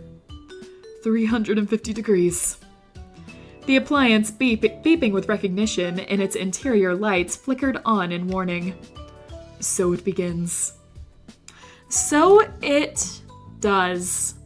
But not for us. You guys know why? I think it should be obvious. It's been around 3 hours at this point. And as I've said with these book club streams, I'm now going to start trying to end them in around 3 to 4 hours in. It's around 3 hours, my throat is already tired, and we have already this week a stream that is going to be about 10 hours long. 2 streams. 2 streams that are actually going to be around 10 hours long. So, I want to save my voice. I'm going to be honest. I want to save my voice. So, yeah, this is taking another 2 streams. I think it'll be 1 for Baxter's and then 1 for the wedding DLC. That's what I'm going to assume. Because I have played the wedding DLC, and while it is long, I think I'll have enough fun with it that I won't mind it being so long. But yeah, no. If we're here, it's going to take me another 2 hours, I think. At least. So, I think that I am going to make the executive decision to go ahead and end the stream here, save my voice for Wednesday, and then Friday. So, for everyone that has not heard it yet, small announcement, actually a few announcements here. I will announce this at every stream if I remember it right. First announcement, that I won't announce at every stream, but I'll announce now. First announcement is that, oh my gosh, my neighbors are honking up a storm. Alright, that's not the announcement. First announcement, we have our 300 sub special on Friday. I will be streaming all day that day, so feel free to pop in whenever you want. We will be streaming SCP Containment Breach. The waiting room is already up. Set reminders for yourselves if you'd like to join. It'll just be a fun time that I can spend with all of you guys that I'm really looking forward to. Next up on the announcement list. So next week, not this week, next week, I am going to be going away. Starting from the 23rd, I am going to be taking a week off. I am actually going to go out of state. I have quite a lot I'm doing, and like because of travel and everything, it's just going to be easier for me to take the entire week off. So I'm not graduating. Don't say those words. I am just taking a week away. I do have stuff that is going to be up. Some videos that are going to be up on the channel, so you guys can watch them in my absence. But I will not be doing a stream in that week. So next week is when I'm doing that. It'll be Thursday when I leave. So heads up for everyone. However, I will be streaming that Thursday. I'll be streaming Thursday morning for you guys. before I leave. But I am leaving Thursday night, so you guys get prepared for that, and then I will not be streaming that week after. So, with that being said, I'm going to be repeating that in the other streams if people miss that. But with that being said, we are going to end this here. Thank you guys so much for watching. I really appreciate it. I love you guys being here, and I love you guys lots. If you like this video, please like and subscribe. You don't have to, but it'll mean a lot. But it means a lot to me anyway that you're here. I'll appreciate you guys no matter what you do. Love you lots, and I will see you guys in the next one. Bye-bye, fish cakes!